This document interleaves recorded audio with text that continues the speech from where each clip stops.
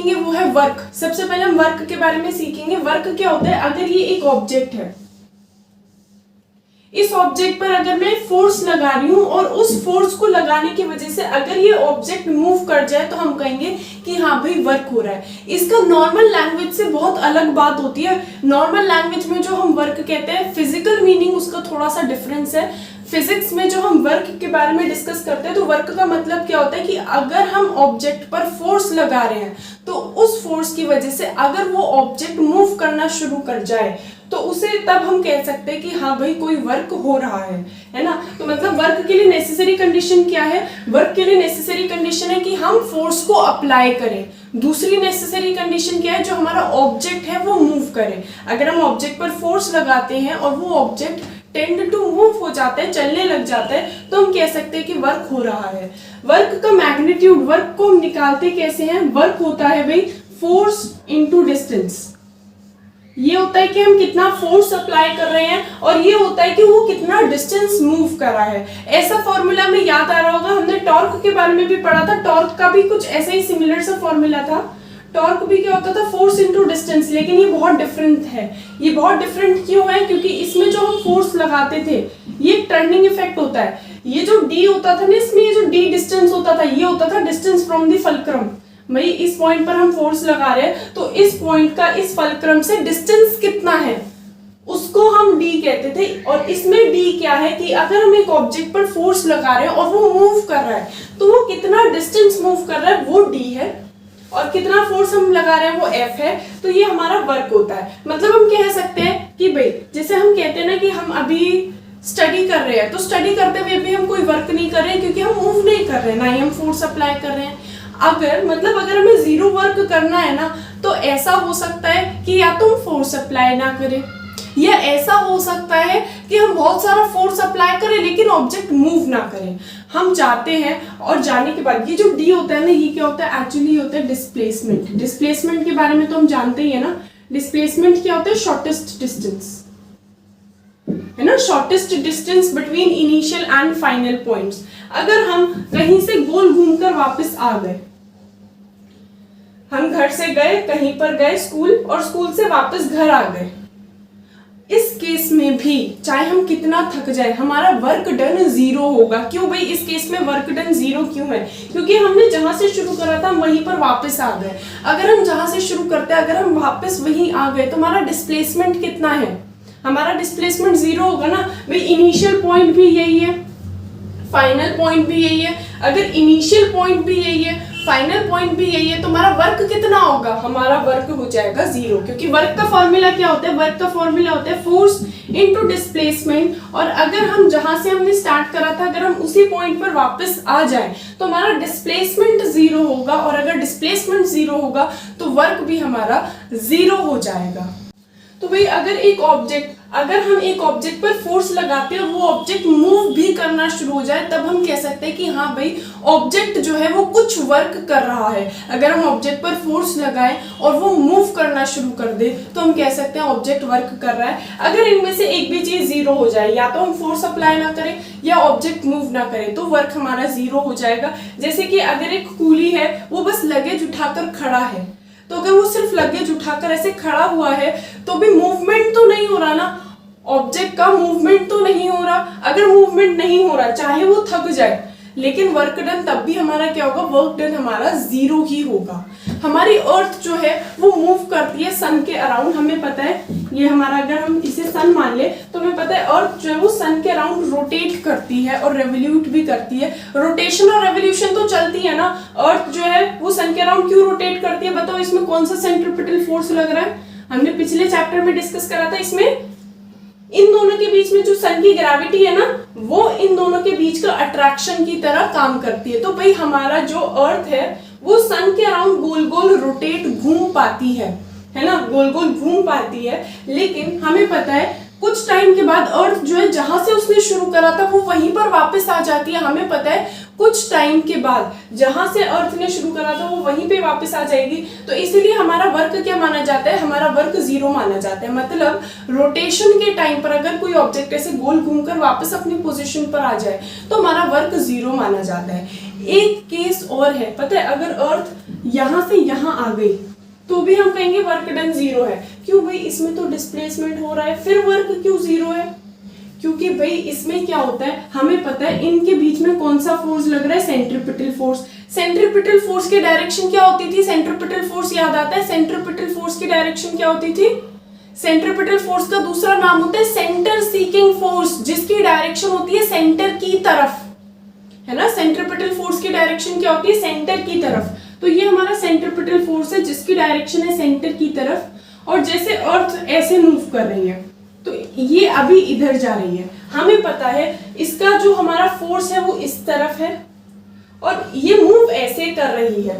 इसका मतलब इनके बीच में एंगल है 90 डिग्री का। अगर ऐसा हो भाई, 3 केसेस में वर्क 0 हो सकता है। एक तो कब, जब फोर्स 0 हो, दूसरा कब, जब डिस्प्लेसमेंट 0 हो। मतलब हम फोर्स लगा रहे हैं, एक वॉल को हम धक्का दे जा रहे हैं, वॉल को धक्का देने से क्या कोई वॉल हिल जाएगी? नहीं हिलेगी ना, वॉल का डिस्प्लेसमेंट नहीं होगा।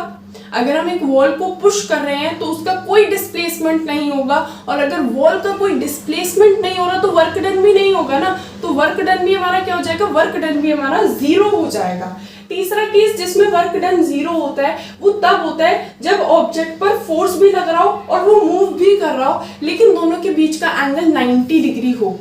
ऐसा क्यों होता है? क्योंकि ये जो वर्क का फॉर्मूला है ये एग्जैक्टली फोर्स इनटू डिस्टेंस नहीं है, ये होता है FD cos थीटा। अभी हम सीखेंगे cos थीटा आया कहां से, ये cos थीटा वाली टर्म आई कहां से। एक्चुअली अब तक जो हम पढ़ रहे थे वर्क वो यही था, फोर्स और डिस्प्लेसमेंट को मल्टीप्लाई कर दो। लेकिन अब तक होता क्या था भाई, अब तक होता था ये कि हम ऑब्जेक्ट पर फोर्स इस डायरेक्शन में लगा रहे हैं और ऑब्जेक्ट मूव भी इसी डायरेक्शन में कर रहा है। नॉर्मली यही होता है, जिस डायरेक्शन में हम ऑब्जेक्ट पर फोर्स लगा रहे होते हैं उसी डायरेक्शन में ऑब्जेक्ट का मोशन भी हो रहा होता है। तो इसलिए हम सिर्फ फोर्स इनटू डिस्टेंस ले सकते हैं, ठीक है। ऐसे केसेस में हम सिर्फ फोर्स इनटू डिस्प्लेसमेंट वाला चीज यूज कर सकते हैं। लेकिन अगर हमारा वर्क जो होता है, अगर इनके बीच में कोई एंगल बन रहा हो, जैसे यहाँ पर हम फोर्स अप्लाई कर रहे हो और वो मूव करे यहाँ पर, तो ऐसे केसेस में हमें इनके बीच का एंगल भी लेना पड़ता है और फिर फॉर्मूला हो जाता है FD cos थीटा। अभी हम सोचेंगे कि ये cos थीटा आया कहां से। भाई सोचो ना,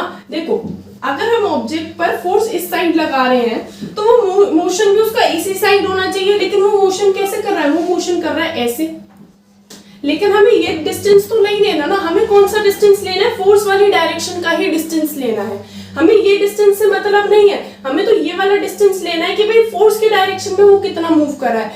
हमें वो देखो, अगर फोर्स और डिस्प्लेसमेंट की डायरेक्शन सेम है तब तो कोई टेंशन वाली बात है ही नहीं। लेकिन अगर फोर्स हम इधर लगा रहे हैं और ऑब्जेक्ट मूव ऐसे कर जाए तो ऐसे केसेस में हमें क्या लेना पड़ता है, डिस्प्लेसमेंट का वो कंपोनेंट जो इसी डायरेक्शन में हो। उसके लिए हमें थोड़ी सी ट्रिग्नोमेट्री अप्लाई करनी पड़ेगी। देखो अगर हम इस एंगल को थीटा मान रहे हैं, इस एंगल को हमने थीटा मान लिया, तो हम इस ट्राइंगल को अगर हम इमेजिन करें तो इस ट्राइंगल में क्या होगा, इस ट्राइंगल में होगा cos थीटा। cos थीटा क्या होता है, cos थीटा होता है, बताओ cos थीटा की वैल्यू पता है क्या, cos थीटा क्या होता है, base upon hypotenuse. cos theta की वैल्यू क्या होती है, बेस अपॉन हाइपोटेन्यूज।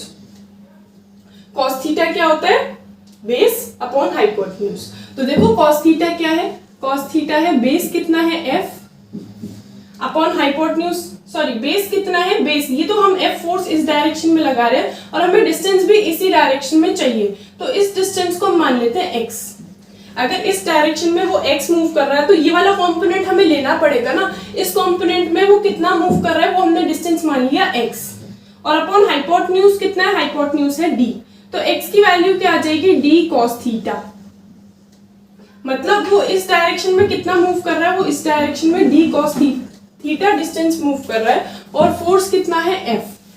तो अगर हमें वर्क निकालना हो तो वर्क कैसे निकालेंगे, अब तो हमारा हो गया ना फोर्स और डिस्टेंस की डायरेक्शन सेम। भाई अभी क्या था, फोर्स ये था, डिस्टेंस ये था, हमें ऐसे नहीं लेना। हम अब क्या लेंगे, हम उसका ये कंपोनेंट लेंगे डिस्टेंस का यही वाला कंपोनेंट लेंगे जो फोर्स की डायरेक्शन में ही हो। हमें डिस्प्लेसमेंट और फोर्स की डायरेक्शन को सेम करना होता है ना, हमें फोर्स और डिस्प्लेसमेंट की डायरेक्शन को सेम करना होता है। क्या अभी हमारा क्या होगा, ये जो फोर्स की डायरेक्शन में जो डिस्टेंस होगा वो होगा d cos थीटा। तो इस केस में वर्क क्या हो जाएगा, वर्क हो जाएगा F into D cos theta. ये वर्क का फॉर्मूला हो जाएगा F into D cos theta. मतलब मोटा मोटा में ये याद रखना है कि अगर फोर्स और डिस्टेंस की डायरेक्शन सेम है, अगर फोर्स और डिस्टेंस की डायरेक्शन सेम है तो हम बस ये अप्लाई कर देंगे फोर्स इनटू डिस्प्लेसमेंट। लेकिन अगर फोर्स और डिस्प्लेसमेंट में कोई एंगल भी आ रहा है, फोर्स और डिस्प्लेसमेंट के बीच में कोई एंगल भी है, तो हमें क्या लेना पड़ेगा, प्रॉपर फॉर्मूला जो वर्क का हो जाएगा वो हो जाएगा force into displacement into cos theta. फिर हमारी cos थीटा वाली टर्म भी आ जाएगी, तो वर्क का फॉर्मूला हो जाएगा force into displacement into cos theta की टर्म भी हमें लेनी पड़ेगी। और याद रखना, अगर 90 डिग्री का एंगल बनता है, अगर एंगल जो होता है वो 90 डिग्री का होता है, 90 डिग्री का एंगल मतलब ऑब्जेक्ट जो वो मूव ऐसा कर रहा है और उस पर फोर्स नीचे की साइड लग रहा है, तो ऐसे केसेस में वर्क जीरो हो जाएगा, क्योंकि हमें पता है cos 90 तो जीरो होता है ना।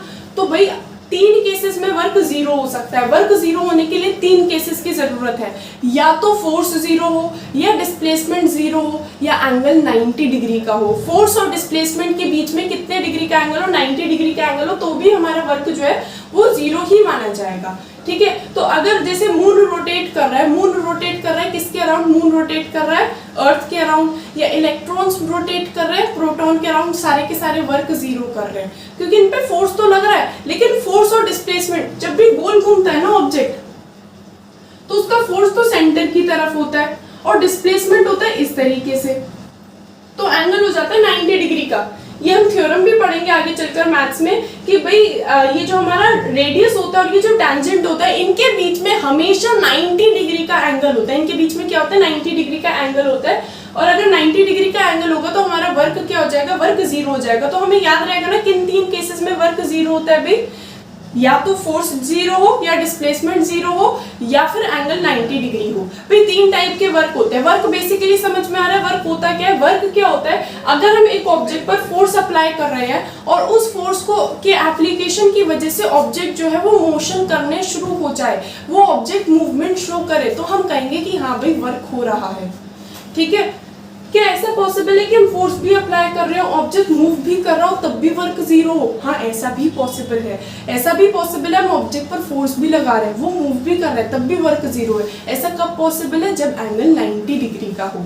जैसे कि जब हम ऐसे हॉरिजॉन्टल मूव करते हैं, ऐसे हम मूव कर रहे हैं और हमें पता है हमें ग्रेविटी ऐसे खींच रही है, तो ग्रेविटी के हिसाब से हम वर्क जीरो कर रहे हैं।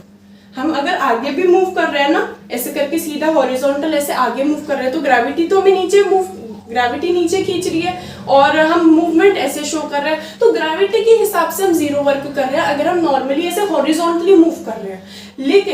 लेकिन भाई ग्रेविटी के हिसाब से इस केस में हम जीरो वर्क कर रहे हैं, लेकिन वैसे जीरो वर्क नहीं कर रहे अपने हिसाब से। देखो, हम फोर्स लगा रहे हैं, हम आगे भी मूव कर रहे हैं, तो अपने मस्कुलर फोर्स के हिसाब से तो हम वर्क कर रहे हैं। और फ्रिक्शन के हिसाब से हम नेगेटिव वर्क कर रहे हैं, क्योंकि फ्रिक्शन क्या होता है, फ्रिक्शन हमें क्या करता है, फ्रिक्शन हमें हमारा फोर्स, फ्रिक्शन फोर्स हमेशा क्या होता है, ऑपोजिट डायरेक्शन में होता है। हम मूव आगे कर रहे हैं तो फ्रिक्शन वाला वर्क क्या हो जाएगा, नेगेटिव वर्क हो जाएगा। तो आगे मूव करते हुए अगर हम ऐसा हॉरिजॉन्टल मूव कर रहे हैं तो ग्रेविटेशनल वर्क इस केस में जीरो है।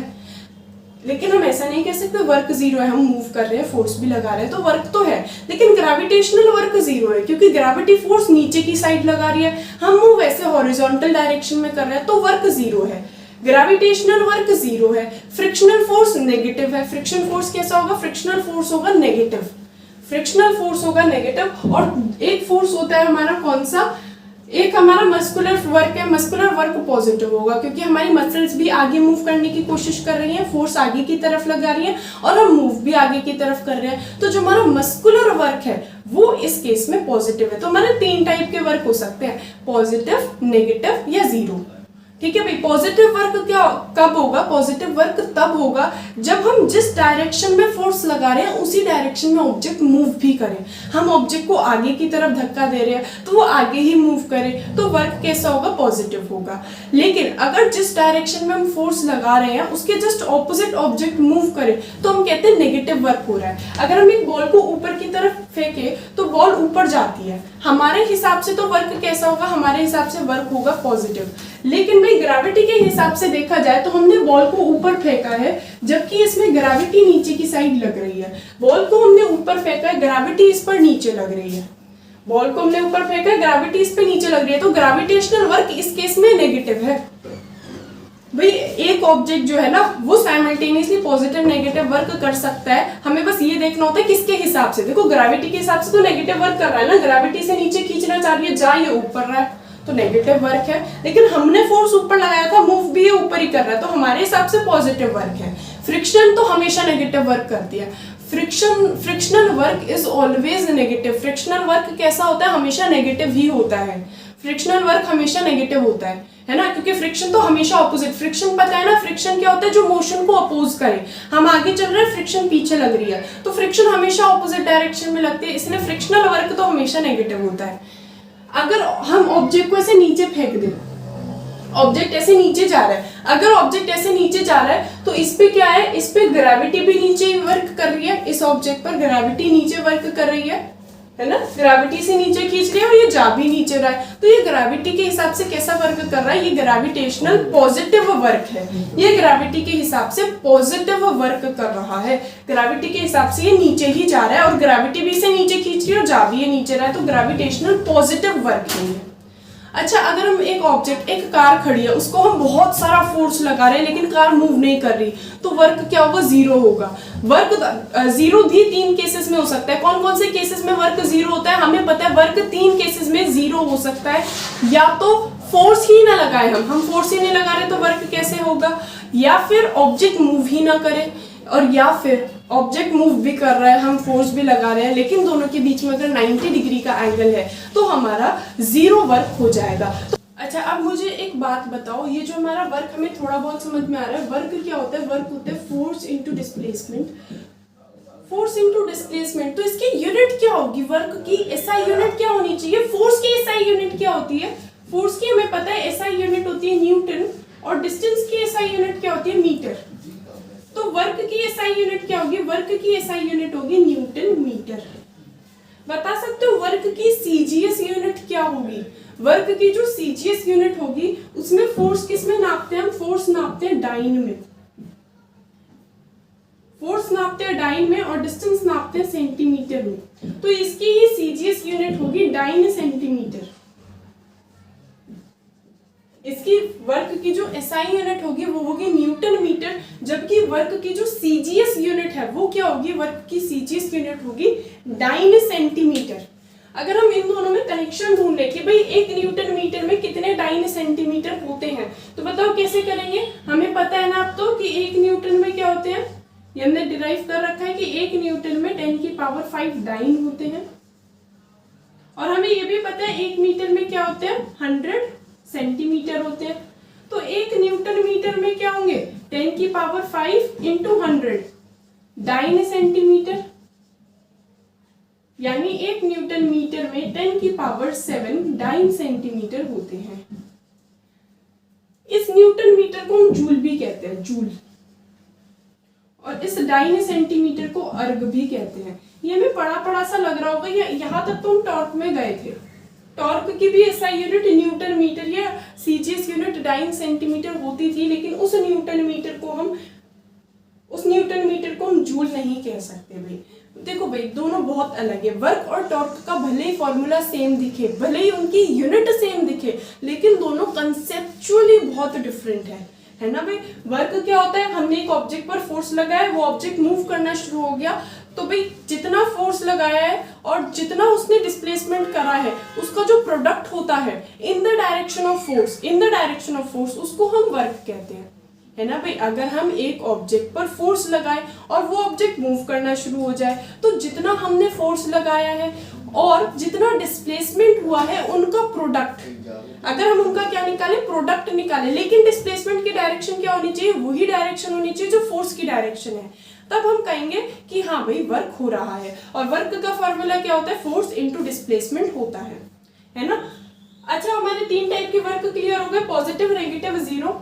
वर्क का फॉर्मूला वैसे सिर्फ फोर्स इनटू डिस्प्लेसमेंट नहीं है, अगर फोर्स और डिस्प्लेसमेंट सेम डायरेक्शन में नहीं है तो इसका एक्चुअल फॉर्मूला होगा एफ डी कॉस थीटा, यानी फोर्स, डिस्प्लेसमेंट और कॉस थीटा वाली टर्म भी आएगी, ठीक है, जिसमें ये थीटा क्या है, theta is the angle between force and displacement. अगर हम फोर्स इधर लगाएं कभी ऑब्जेक्ट पर और ऑब्जेक्ट मूव ऐसा करे तो इनके बीच में अगर एंगल थीटा है तो इस केस में जो वर्क होगा ना, इस केस में जो वर्क होगा वो क्या होगा, वो होगा एफ डी कॉस थीटा। इस केस में जो वर्क होगा उसका फॉर्मूला क्या हो जाएगा, एफ डी कॉस थीटा। देखो भाई, पॉजिटिव वर्क कब होगा, 3 टाइप के वर्क होते हैं ना, पॉजिटिव, नेगेटिव या जीरो। पॉजिटिव वर्क कब होगा, जब एंगल एक्यूट हो, जब ये थीटा एक्यूट हो। एक्यूट मतलब या तो दोनों की डायरेक्शन सेम हो या 90 डिग्री से कम का एंगल हो, मतलब इस केस में पॉजिटिव वर्क हो रहा है क्योंकि एंगल 90 डिग्री से कम है। अगर एंगल बिल्कुल 90 डिग्री हो गया, फिर अगर एंगल बिल्कुल 90 डिग्री हो गया तो जीरो वर्क होता है। अगर 90 डिग्री से ज्यादा एंगल बन रहा है, मतलब ऐसा या ऐसा, फोर्स ऐसे लगा रहे हैं, मूव ऐसे कर रहा है, तो हम कहेंगे अगर ऑब्ट्यूज है एंगल, अगर एंगल ऑब्ट्यूज है, ऑब्ट्यूज मतलब ग्रेटर देन 90 है, तो हमारा वर्क नेगेटिव कहलाता है, ठीक है भाई। तो 3 टाइप के वर्क होते हैं। पॉजिटिव वर्क कब होता है, जब एंगल एक्यूट हो। जीरो वर्क कब होता है, जब एंगल बिल्कुल 90 डिग्री हो। और नेगेटिव वर्क कब होता है, जब एंगल ऑब्ट्यूज हो। ऑब्ट्यूज का मतलब क्या होता है कि एंगल 90 डिग्री से अगर ज्यादा हो तो हम उसे नेगेटिव वर्क कहते हैं। उस केस में हम क्या कहेंगे कि भाई नेगेटिव वर्क हो रहा है। देखो, एक तो ये चीज होती है वर्क, पहले तो ये जान लो ये वर्क है, और एक चीज है एनर्जी। भाई इसके भी फॉर्मूलेज वगैरह सब वर्क जैसे ही हैं। ये जो एनर्जी है ना, ये वर्क ही होती है, एक्चुअली ये वर्क ही होती है। ये क्या होता है, ये होता है stored form of work. Stored form of work का हम क्या मतलब समझते हैं कि भाई जैसे अगर मेरे पास 10 जूल की एनर्जी है, इसका मतलब क्या है कि अगर मैं वर्क करने पर आई तो मैं 10 जूल का वर्क कर सकती हूँ। खाना खाने से हमें एनर्जी मिलती है, वर्क नहीं। एनर्जी मतलब उस काम को करने की कैपेसिटी टू डू वर्क को ही हम एनर्जी कहते हैं। न्यूमेरिकली तो इक्वल होगा भाई, अगर मेरे पास 10 जूल की एनर्जी है तो मैं 10 जूल का वर्क कर सकती हूँ। अगर मेरे पास 12 जूल की एनर्जी है तो मैं 12 जूल का वर्क कर सकती हूँ। तो न्यूमेरिकली तो 12 जूल यूनिट सेम होगी, न्यूमेरिकली इक्वल होंगे, कंसेप्चुअली थोड़ा सा डिफरेंस है। क्या डिफरेंस है इनमें कि भाई जो एनर्जी होती है वो स्टोर्ड फॉर्म ऑफ वर्क होता है, या टेंडेंसी टू डू वर्क होता है ना, ये कैपेसिटी टू डू वर्क होता है। वर्क करने की क्षमता को एनर्जी कहते हैं। एनर्जी क्या होता है, वो जो हम वर्क करने वाले हैं ना, वो उसका जो स्टोर्ड फॉर्म है ना भाई। जैसे हमने खाना खाया, हमें एनर्जी मिली, तो एनर्जी क्या है कि ये जो एनर्जी हमें मिली है इससे हम आगे चलकर वर्क कर सकते हैं। एनर्जी क्या होता है भाई, बेसिकली एनर्जी होती है स्टोर्ड फॉर्म ऑफ वर्क। और देखा जाए तो एनर्जी की भी यूनिट क्या होती है, सेम होती है। एसआई यूनिट तो जूल होगी और सीजीएस यूनिट होगी अर्ग। सारे कंसेप्ट सेम है, न्यूमेरिकली इक्वल होगा। अगर वर्क 10 जूल है तो एनर्जी भी 10 जूल निकलेगी। अगर किसी क्वेश्चन में आ गया ना एनर्जी निकालो, तो घबराने की कोई बात नहीं है, वर्क ही एनर्जी है। बस फर्क ये होता है कि जो एनर्जी होता है वो स्टोर्ड फॉर्म ऑफ वर्क होता है, कि भाई एनर्जी क्या होता है कि ये आगे चलकर वर्क में कन्वर्ट होगा, आगे चलकर हम इतना वर्क कर सकते हैं, उस चीज को हम एनर्जी कहते हैं। एनर्जी की भी यूनिट जूल होती है या सीजीएस यूनिट अर्ग होती है। और हमें ये बात तो याद रखनी है कि एक जूल में क्या होते हैं, 10⁻⁷ अर्ग होते हैं। ठीक है भाई, तो ये हमारी क्या होती है, ये हमारी एनर्जी होती है। चलो भाई, अभी तक हमने चैप्टर का नेम थोड़ा सा समझने की कोशिश करी है। चैप्टर के नेम में एक तो था वर्क, दूसरा था एनर्जी, और अब है पावर। वर्क के बारे में हम जानते हैं, वर्क क्या होता है, जब हम ऑब्जेक्ट पर फोर्स लगाएं और वो मोशन स्टार्ट कर दे, तो जितना वो ऑब्जेक्ट हमने फोर्स लगाया और जितना डिस्प्लेसमेंट उसने मूव करा है फोर्स के ही डायरेक्शन में, उसके प्रोडक्ट को ही हम वर्क कहते हैं। ठीक है, डायरेक्शन सेम होनी चाहिए। अगर डायरेक्शन सेम नहीं है तो कॉस थीटा लगाना पड़ेगा। ठीक है, अगर डायरेक्शन सेम नहीं है तो कॉस थीटा वाली टर्म लगानी पड़ेगी, वो वर्क था। और इसके बाद हमने पढ़ा था एनर्जी। एनर्जी क्या होता है? स्टोर्ड फॉर्म ऑफ वर्क, कि आगे चलकर हम इतना वर्क कर सकते हैं, इतनी कैपेसिटी है मेरे में कि आगे चलकर मैं इतना वर्क कर सकती हूँ, उसको हम एनर्जी कहते हैं। इसके अलावा जो हमारी नई टर्म है वो है पावर। पावर क्या होता है? पावर थोड़ा सा अलग है। पावर होता है rate of doing work. Power होता है रेट ऑफ डूइंग वर्क।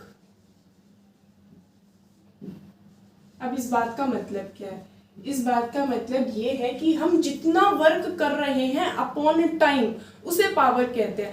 अभी देखो हम दो लोग हैं, हम सेम वर्क कर रहे हैं, लेकिन एक जल्दी कर रहा है, एक धीरे कर रहा है, तो जो जल्दी कर रहा है उसकी पावर ज्यादा है। पावर क्या होता है? पावर सिर्फ कितना वर्क है उस पर डिपेंड नहीं करता, टाइम पर भी डिपेंड करता है। जो काम जल्दी कर रहा है उसकी पावर ज्यादा है। पावर की इन्वर्सली होता है, मतलब जो कम समय में काम कर रहा है उसकी पावर ज्यादा है, जो ज्यादा समय ले रहा है उसकी पावर कम है। काम सेम ही कर रहे हैं, जैसे दो लोग हैं, दो लोग रेस कर रहे थे, दो लोग ने सेम डिस्टेंस मूव करा है, लेकिन एक ने 2 सेकंड में मूव करा वो डिस्टेंस, दूसरे ने 3 सेकंड में। तो जो ज्यादा टाइम लेता है ना, जो ज्यादा टाइम लेता है उसकी पावर कम होती है, जो ज्यादा टाइम लेता है उसकी पावर कम होती है, और जो कम टाइम लेता है उसकी पावर ज्यादा होती है। पावर का मतलब क्या होता है? Rate of doing work, work कितनी स्पीड से हो रहा है। ठीक है, इसका फॉर्मूला होता है वर्क अपॉन टाइम। पावर क्या होता है? Work upon time. और हमें पता है वर्क और एनर्जी न्यूमेरिकली इक्वल है, तो कई जगह एनर्जी अपॉन टाइम भी दिख जाएगा। पावर क्या होता है? वर्क अपॉन टाइम या एनर्जी अपॉन टाइम। ठीक है, पावर का फॉर्मूला क्या होता है? वर्क अपॉन टाइम या एनर्जी अपॉन टाइम। पावर होता है क्या है बताओ? पावर होता है rate of doing work. Work को करने का रेट क्या है, स्पीड क्या है वर्क को करने की, उसको हम पावर कहते हैं। पावर की यूनिट क्या होती है भाई? पावर की हमें यूनिट याद रखनी पड़ेगी। पहले बताओ, एनर्जी की यूनिट जूल होती है, टाइम की यूनिट सेकेंड होती है, पावर की यूनिट क्या हो गई? जूल पर सेकेंड, या इसे हम कहते हैं वॉट। पावर की जो एसआई यूनिट, मेन यूनिट है, उसे हम कहते हैं वॉट। अगर हमें 1 वॉट को, हाँ भाई हर यूनिट को मैं एक्सप्लेन करना भी आना चाहिए। जैसे हमसे कोई कहे कि 1 जूल वर्क को एक्सप्लेन करो, या 1 जूल एनर्जी को एक्सप्लेन करो, या 1 वॉट वर्क को एक्सप्लेन करो, तो कैसे एक्सप्लेन करना है वो भी हमें आना चाहिए। कैसे एक्सप्लेन करेंगे 1 वॉट ऑफ वर्क को? हम कहेंगे अगर हम 1 जूल का वर्क कर रहे हैं 1 सेकंड में, अगर 1 सेकंड में 1 जूल का वर्क हो रहा हो, तो हम कह सकते हैं कि पावर 1 वॉट है। अगर कोई कहे भाई एक्सप्लेन करो वॉट क्या होता है, तो वॉट को कैसे एक्सप्लेन करेंगे? हम कहेंगे अगर 1 जूल का वर्क हो रहा है 1 सेकंड में, तो पावर 1 वॉट है। ऐसे कोई हमसे कहे कि भाई 1 जूल एक्सप्लेन करो, तो हम कहेंगे अगर ऑब्जेक्ट पर हम 1 न्यूटन का फोर्स लगाए और ऑब्जेक्ट 1 मीटर से चल जाए। हमने एक ऑब्जेक्ट था, उस पर हमने क्या करा? 1 न्यूटन का फोर्स लगाया और वो ऑब्जेक्ट 1 मीटर डिस्टेंस मूव कर गया, तो हम क्या कह सकते हैं? हम कह सकते हैं कि उसकी पावर कितनी थी? उसकी पावर, उसका वर्क कितना था? उसका वर्क था 1 जूल। ठीक है भाई, पावर समझ में आ रहा है? पावर क्या होता है? कितनी स्पीड से वर्क हो रहा है। पावर होता है rate of doing work. Power क्या होता है? रेट ऑफ डूइंग वर्क, मतलब वर्क अपॉन टाइम, कितनी स्पीड से हम वर्क कर रहे हैं। टाइम के इनवर्सली प्रोपोर्शनल होता है। पावर क्या होता है? टाइम के इनवर्सली प्रोपोर्शनल होता है। अच्छा, एक बात ध्यान रखना, मेन यूनिट तो इसकी वॉट है, इसके अलावा एक यूनिट और होती है, वो होती है किलोवाट। याद रखना, 1 किलोवाट में 1000 वॉट होते हैं। 1 किलो का मतलब ही 1000 होता है, 1 किलोग्राम में 1000 ग्राम, 1 किलोमीटर में 1000 मीटर। 1K का मतलब ही 1000 होता है, तो 1 किलो वॉट का मतलब होता है 1000 वॉट। इसके अलावा एक यूनिट और हम याद रखेंगे, वो यूनिट है हॉर्स पावर। याद क्या रखना है? 1 हॉर्स पावर का मतलब याद रख पाओगे? 1 हॉर्स पावर का मतलब होता है 746 वॉट। 1 हॉर्स पावर का मतलब क्या होता है? 1 हॉर्स पावर का मतलब होता है 746 वॉट। ये हमें याद रखना पड़ेगा। कभी कभी ये यूनिट यूज करते हैं कि एक इंजन इतने हॉर्स पावर का है, तो हम उसे कैसे कन्वर्ट करेंगे? कन्वर्टिंग फैक्टर है 746। 1 हॉर्स पावर में क्या होते हैं? 746 वॉट होते हैं। ये हमें यूनिट याद रखनी पड़ेगी। इसके अलावा देखो, इसके अलावा हमारी जो यूनिट होती है पावर की, वॉट हो गई और हॉर्स पावर हो गई, है ना, ये तो हम याद रखेंगे। इसके अलावा याद रखना हमारी एनर्जी की भी कुछ यूनिट्स होती है। एनर्जी की मेन यूनिट तो जूल है और एक अर्ग है, और एक जूल में 10 की पावर 7 अर्ग होते हैं। इसके अलावा जो एनर्जी की यूनिट होती है, पता है कौन सी? इसके अलावा एनर्जी की यूनिट, इसके अलावा एक स्पेशल यूनिट है एनर्जी की, जिसको हम कहते हैं किलोवाट आवर। इसे कमर्शियल यूनिट भी कहा जाता है, किलोवाट आवर। ये एनर्जी की ही यूनिट है। ये इलेक्ट्रिसिटी का बिल बनाने के काम आती है। इस यूनिट को भी हम याद रखेंगे, एनर्जी की ही यूनिट है। और याद रखेंगे 1 किलोवाट आवर का मतलब क्या होता है। अगर हमने 1 किलोवाट पावर का कोई मटेरियल 1 घंटे तक यूज करा, जैसे मैं कह रही हूँ कि मेरा जो गीजर है वो 1 किलोवाट का है, तो अगर मैंने उसे 1 घंटे तक यूज करा तो जितनी पावर कंज्यूम होगी उसे हम कहते हैं 1 किलोवाट आवर। ठीक है, हमारा बिजली का बिल, हमारी कमर्शियल यूनिट है ये। किलोवाट आवर क्या होती है? Commercial unit of energy. कैसे कन्वर्ट करेंगे? 1 किलोवाट, इसका मतलब क्या है? 1 किलोवाट इंटू 1 आवर। हमें तो पता है 1 किलोवाट का मतलब 1000 वाट होता है, 1 आवर का मतलब 60 इंटू 60 सेकेंड्स होता है। ये आ जाएगा 36000000 वॉट सेकेंड। पता है वॉट सेकेंड? देखो, अगर मैं कह सकती हूँ 1 वॉट 1 जूल अपॉन सेकेंड है, ये लिखा था ना, पावर की यूनिट 1 वॉट होती है, जूल पर सेकेंड भी होती है, तो वॉट सेकेंड जूल भी होता है। वॉट सेकेंड का मतलब क्या होता है? 1 joule is equal to 1 watt second. Watt second का मतलब क्या होता है भाई? वॉट सेकेंड का मतलब होता है जूल। वॉट सेकेंड का मतलब होता है जूल। ये वॉट और सेकेंड क्या है? जूल। तो 1 किलोवाट आवर में याद रख पाओगे, 1 किलोवाट आवर में 3.6 इंटू 10 की पावर 6 जूल्स होते हैं। 1 किलोवाट आवर में 3.6 इंटू 10 की पावर 6 जूल्स होते हैं। ये कमर्शियल यूनिट है। ये क्या है? कमर्शियल यूनिट है एनर्जी की। इसके अलावा एक यूनिट और याद रखनी है एनर्जी की, और वो यूनिट है हमारी कैलोरी। ये हम फूड में लिखा देखते हैं कि 1 कैलोरी, 2 कैलोरी। कैलोरीज जो है वो भी एनर्जी की ही यूनिट है। कन्वर्जन क्या है इसमें? याद रखना, 1 कैलोरी में 4.18 जूल होते हैं। 1 कैलोरी में 4.18 जूल्स होते हैं। तो अगर कभी कैलोरी को जूल में करना हो तो ये कन्वर्जन फैक्टर हम याद रखेंगे, या हम ऐसा कह सकते हैं 1 जूल में 1/4.18 कैलोरीज होती हैं। और इसको जब हम सॉल्व करते हैं ना, पता है, तो इसको सॉल्व करके आता है 0.24। तो याद रखना 1 जूल में क्या होता है? 0.24 कैलोरीज होते हैं। 1 जूल में 0.24 कैलोरीज होते हैं। इसके अलावा बस एक यूनिट और है एनर्जी की, जिसे हम कहते हैं इलेक्ट्रॉन वोल्ट। एनर्जी की एक यूनिट और है इलेक्ट्रॉन वोल्ट। ये भी एनर्जी की यूनिट है ना। 1 इलेक्ट्रॉन वोल्ट में याद करना आसान है, नंबर शायद पहचाना लगे। 1.6 इंटू 10 की पावर -19 जूल्स होते हैं। हमें पता है 1 इलेक्ट्रॉन पर इतना चार्ज भी होता है। तो 1 इलेक्ट्रॉन वोल्ट कितने जूल्स के इक्वल होता है? 1.6 इंटू 10 की पावर -19 जूल्स के इक्वल होता है। ये भी हमारी एनर्जी की यूनिट है। समझ में आ पा रहा है एनर्जी है क्या? ये इलेक्ट्रॉन वोल्ट पता है कहाँ से बना है? इलेक्ट्रॉन और पोटेंशियल डिफरेंस। हमें पता है ना, पोटेंशियल डिफरेंस का फॉर्मूला था वर्क अपॉन चार्ज। तो हम ऐसा भी तो कह सकते हैं कि वर्क का फॉर्मूला क्या होता है?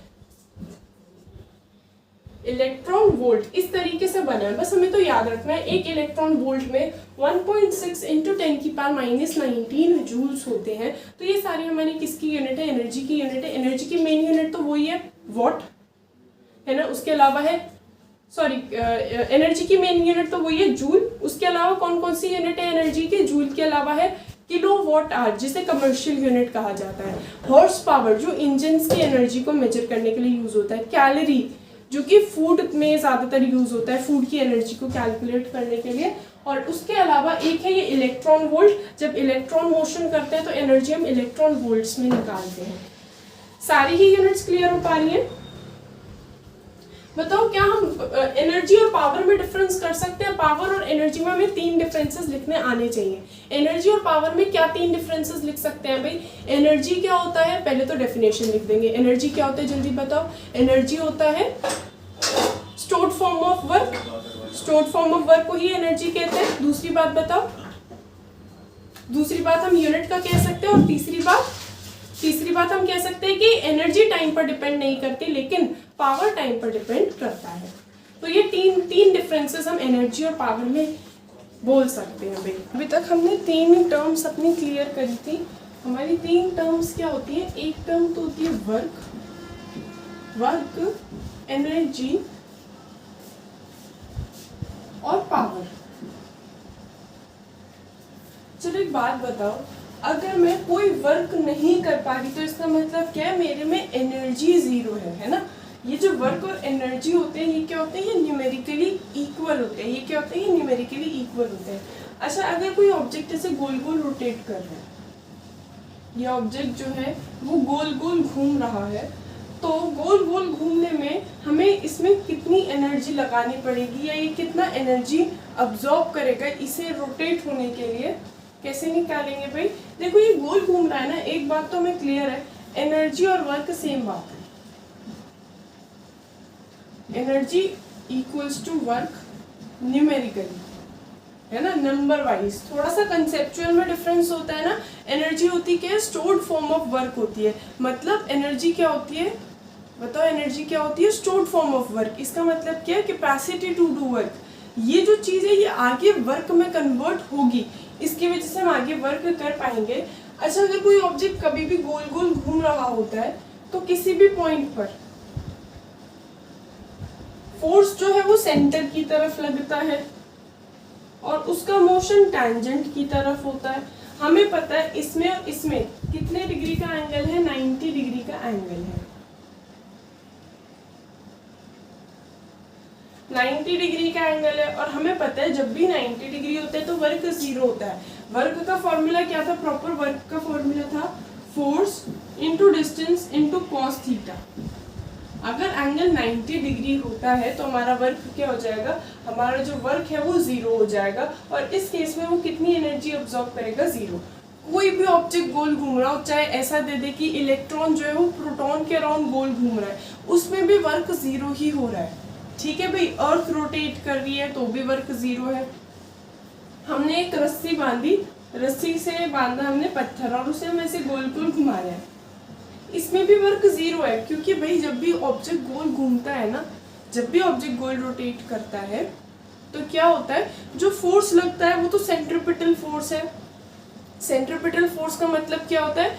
Towards centre. फोर्स तो टुवर्ड्स सेंटर लगता है और उसका मोशन कहाँ होने लगता है? उसका मोशन होने लगता है टैंजेंट के अबाउट, और इस वजह से हमारा वर्क क्या हो जाता है? इस वजह से हमारा वर्क 0 हो जाता है। चलो अच्छा, इसके बाद हमने कुछ यूनिट्स पढ़ी थी। बताओ ये जो हमारा वर्क है या एनर्जी है, इनकी यूनिट क्या होती है?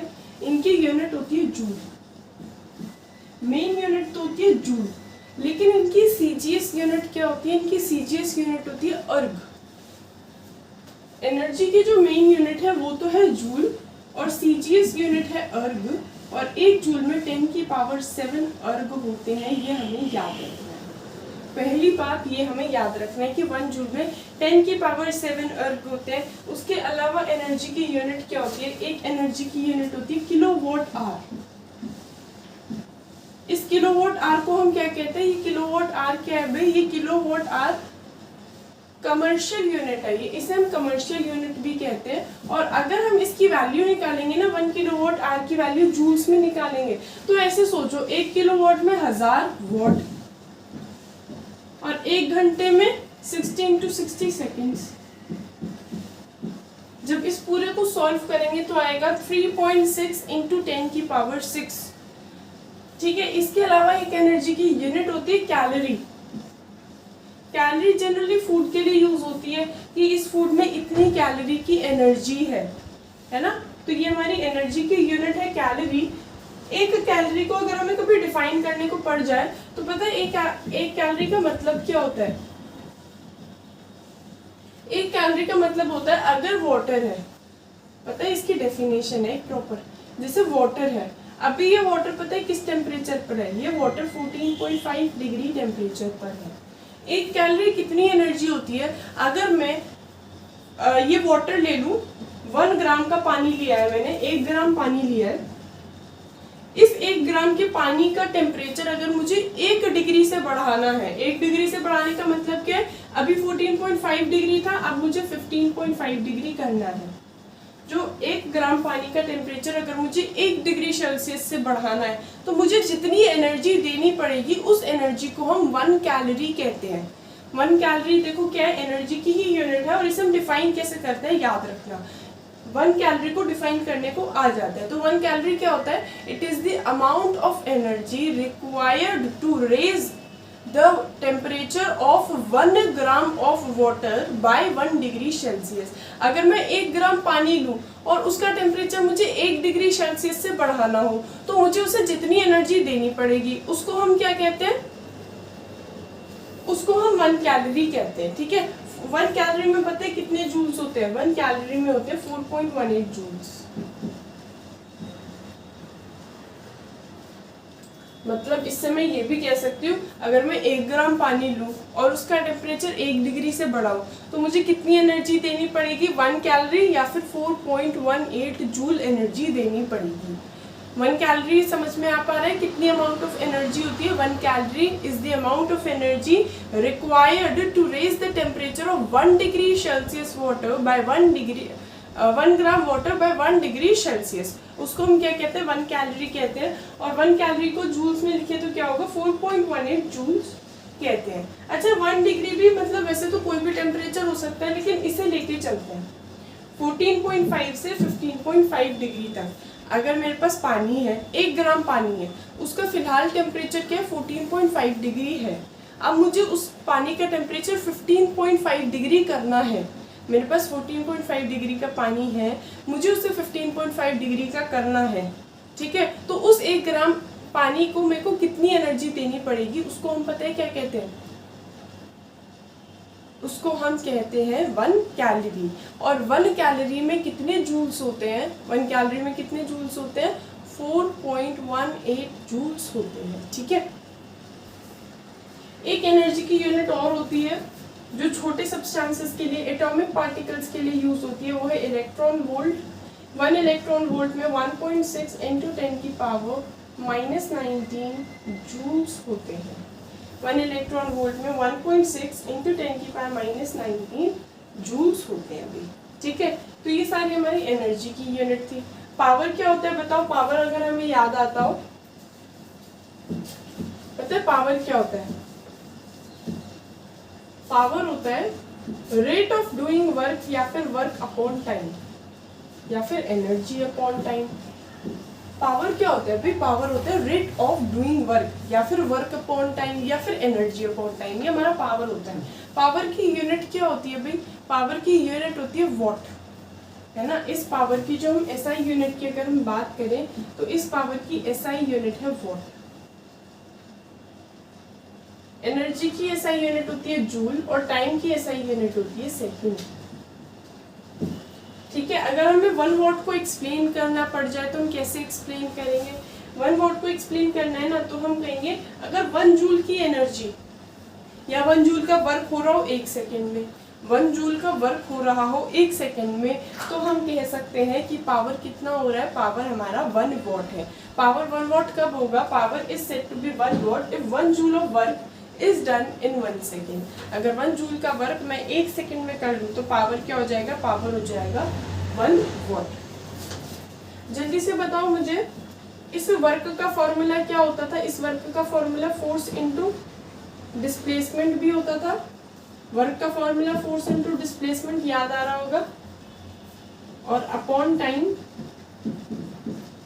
क्या हमें याद आ रहा है कि वर्क का फॉर्मूला क्या होता है, फोर्स इनटू डिस्प्लेसमेंट होता है। तो हमने वर्क की जगह फोर्स इनटू डिस्प्लेसमेंट रखा और upon time as it is.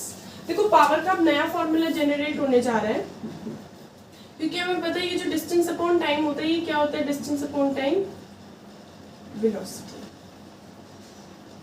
Distance upon time क्या होता है या डिस्प्लेसमेंट अपॉन टाइम क्या होता है, ये होता है वेलोसिटी।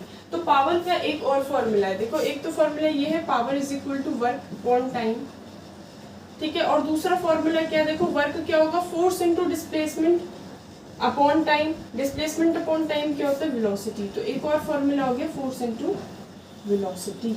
ये भी पावर का ही फॉर्मूला होता है, force into velocity.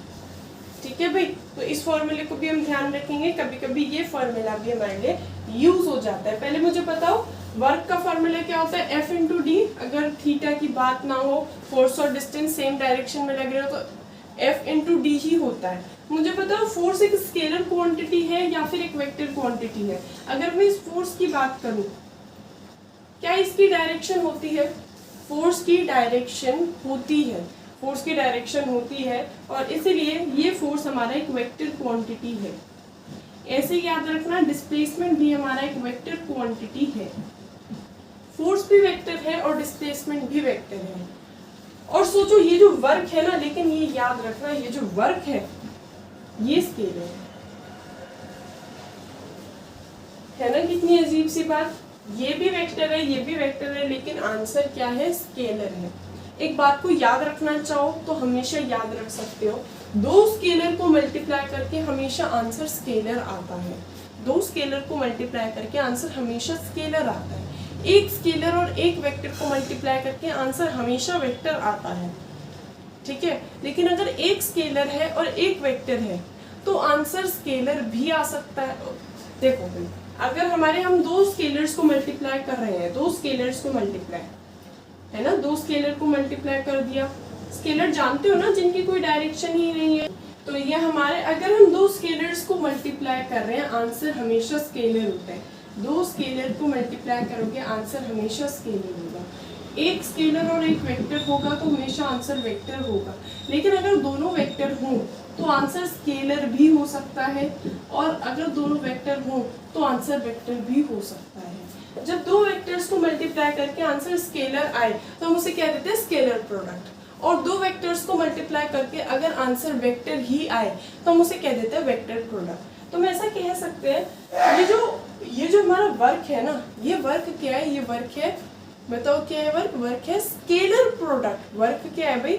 Scalar product of force and displacement, क्योंकि वर्क एक स्केलर क्वांटिटी है, जबकि फोर्स और डिस्प्लेसमेंट दोनों ही हमारी वेक्टर क्वांटिटीज, दोनों क्या हमारी होती हैं? दोनों की दोनों हमारी वेक्टर क्वांटिटीज होती हैं, है ना। दोनों ही हमारी क्या होती है? वेक्टर क्वांटिटीज होती है। फोर्स भी वेक्टर है, डिस्प्लेसमेंट भी वेक्टर है, लेकिन दोनों को मल्टीप्लाई करके, फोर्स और डिस्प्लेसमेंट को मल्टीप्लाई करके हमारा वर्क आता है, और वर्क क्या है? स्केलर है। दो वेक्टर्स को मल्टीप्लाई करके आंसर स्केलर आ रहा है तो हम इसे स्केलर प्रोडक्ट कहते हैं। तो वर्क क्या है? Work is the scalar product of force and displacement. ठीक है भाई, तो ये हमारी एनर्जी की यूनिट्स वगैरह थी। अच्छा, पावर की यूनिट क्या होती है? पावर की मेन यूनिट तो वॉट होती है। इसके अलावा पावर की यूनिट क्या होती है? पावर की एक यूनिट तो हो गई भाई वॉट, दूसरी यूनिट क्या है? पावर की एक यूनिट और होती है जिसे हम कहते हैं 1 हॉर्स पावर। ये इंजन्स के लिए यूज होती है, और किसके इक्वल है? 1 horse power is equal to 746 watt. 1 horse power is equal to 746 watt. ठीक है, तो पावर की तो मैं दो मेन यूनिट्स याद रखनी है, एक तो वॉट, वो तो एसआई यूनिट है, और दूसरी यूनिट कौन सी है भाई? Horse power. एक हॉर्स पावर में क्या होता है? 746 वॉट होते हैं, 746 वॉट होते हैं। ठीक है, चलो भाई, अभी तक जो भी हमने डिस्कस करा उसमें से कुछ न्यूमेरिकल्स करेंगे, और पहले एक इम्पॉर्टेंट क्वेश्चन को डिस्कस कर लेते हैं। ये एनर्जी और पावर, क्या इस एनर्जी और पावर में कोई डिफरेंस है? एनर्जी और पावर में डिफरेंस है क्या भाई? एनर्जी क्या होता है? देखो, वर्क और एनर्जी तो लगभग सेम से है, इनको तो हम कह सकते हैं इनकी यूनिट सेम है, ये न्यूमेरिकली इनकी वैल्यूज इक्वल होती हैं। इनको निकालने को आ जाए ना, कभी एनर्जी निकालने को आ जाए तो हम वर्क निकाल कर आ सकते हैं। एक थ्योरम भी हम पढ़ेंगे वर्क एनर्जी थ्योरम की, है ना, तो हमें पता चलेगा कि वर्क और एनर्जी कैसे एक दूसरे से रिलेटेड है। तो ये दोनों तो है भाई सेम सी बात लगभग, लेकिन ये और ये एक दूसरे से काफी डिफरेंट होते हैं, है ना। तो एनर्जी और पावर में बेसिकली डिफरेंस क्या होता है? एनर्जी और पावर में बेसिकली ये डिफरेंस होता है, बताओ। ये जो एनर्जी है, पहले तो हम इसकी डेफिनेशन लिख देंगे। Energy is the capacity to do work. First point होगा कि energy is the capacity to do work, जबकि पावर क्या होता है? पावर होता है रेट ऑफ डूइंग वर्क। है ना। फर्स्ट डिफरेंस तो यही हो जाएगा कि एनर्जी क्या होती है, कैपेसिटी टू डू वर्क होती है, और पावर क्या होता है, पावर होता है rate of doing work. Energy time independent होती है, एनर्जी टाइम पर डिपेंड नहीं करती, लेकिन पावर जो है वो टाइम पर डिपेंड करता है ना। पावर तो टाइम पर डिपेंड करता है, अगर काम जल्दी हो गया तो पावर ज्यादा, और अगर काम धीरे हो रहा है तो पावर हो जाएगी कम। पावर टाइम के इनवर्सली प्रोपोर्शनल होता है, पावर टाइम के इनवर्सली प्रोपोर्शनल होता है। तो पावर टाइम पर भी डिपेंड करता है, लेकिन एनर्जी टाइम पर डिपेंड नहीं करता। और तीसरा है डिफरेंस यूनिट का, एनर्जी की यूनिट जूल होती है और पावर की यूनिट वॉट होती है। तो ये तीन डिफरेंसेस हम लिख सकते हैं एनर्जी और पावर में। ठीक है, एनर्जी पावर में टोटल 3 डिफरेंसेस हमें अच्छे से याद होने चाहिए। कौन कौन से डिफरेंसेस, ये जो एनर्जी है ये कैपेसिटी टू डू वर्क है, जबकि ये पावर क्या है, rate of doing work. Power क्या होता है, रेट ऑफ डूइंग वर्क होता है। ये जो पावर होता है ये टाइम डिपेंडेंट है, ये टाइम इंडिपेंडेंट है। और तीसरा यूनिट का डिफरेंस है भाई, एनर्जी की यूनिट जूल और पावर की यूनिट होती है वॉट, पावर की यूनिट वॉट होती है। तो ये हमारे कुछ डिफरेंसेस हो जाएंगे एनर्जी और पावर में। ठीक है, अच्छा एक बात तो हमें क्लियर ही है ना, क्या बात क्लियर है हमें, कि ये जो वर्क होता है ये होता है फोर्स इनटू डिस्प्लेसमेंट। अब तक जो हमने फॉर्मूला पढ़ा, और वर्क और एनर्जी न्यूमेरिकली इक्वल होते हैं, और पावर होता है वर्क अपॉन टाइम। अभी तक हमने ये फॉर्मूलेस पढ़े हैं। पावर से रिलेटेड एक फॉर्मूला और पढ़ लिया कि वर्क होता है force into displacement upon time, तो इसे हम कह सकते हैं फोर्स इनटू वेलोसिटी। अगर वर्क को ऐसे भी डिफाइन करें ना कि it is the scalar product of force and displacement, तो बिल्कुल परफेक्ट डेफिनेशन मानी जाएगी, क्योंकि हाँ जो हमारा वर्क होता है वो स्केलर होता है, जबकि हमारा फोर्स और डिस्प्लेसमेंट दोनों के दोनों वेक्टर क्वांटिटीज है। याद करो ये फोर्स इनटू डिस्प्लेसमेंट हमने कहीं और भी देखा था, ये हमने देखा था टॉर्क में। टॉर्क का भी यही फॉर्मूला होता है फोर्स इनटू डिस्प्लेसमेंट, लेकिन टॉर्क एक वेक्टर क्वांटिटी है। तो याद रखना, अगर इन दोनों में कभी डिफरेंस करने को आ जाए, कहते दोनों का फॉर्मूला सेम है, दोनों की यूनिट सेम है, क्या इन दोनों में कोई डिफरेंस है भी, तो है, इन दोनों में बहुत मैसिव डिफरेंसेस हैं। पहली बात तो वर्क कब होता है, वर्क तब होता है जब हम एक ऑब्जेक्ट पर फोर्स लगाएं और उस फोर्स की वजह से ऑब्जेक्ट मूवमेंट करना शुरू कर दे। जबकि टॉर्क क्या होता है, टॉर्क सिर्फ एक टर्निंग इफेक्ट है। टॉर्क क्या होता है, एक टर्निंग इफेक्ट होता है जो ऑब्जेक्ट को रोटेट करने के काम आता है ना।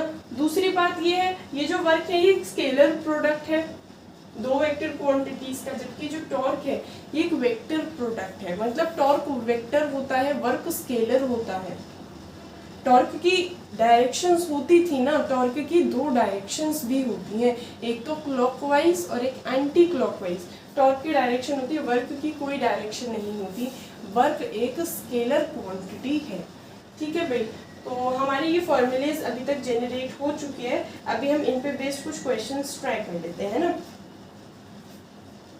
चलो भाई देखो, फर्स्ट एग्जांपल जो हमारा है, फर्स्ट एग्जांपल में हमें क्या दे रखा है, फर्स्ट एग्जांपल में दे रखा है कि एक क्रेन है, मास हमें दे रखा है 500 kg का। ध्यान से देखो, मास हमें 500 kg का गिवन है,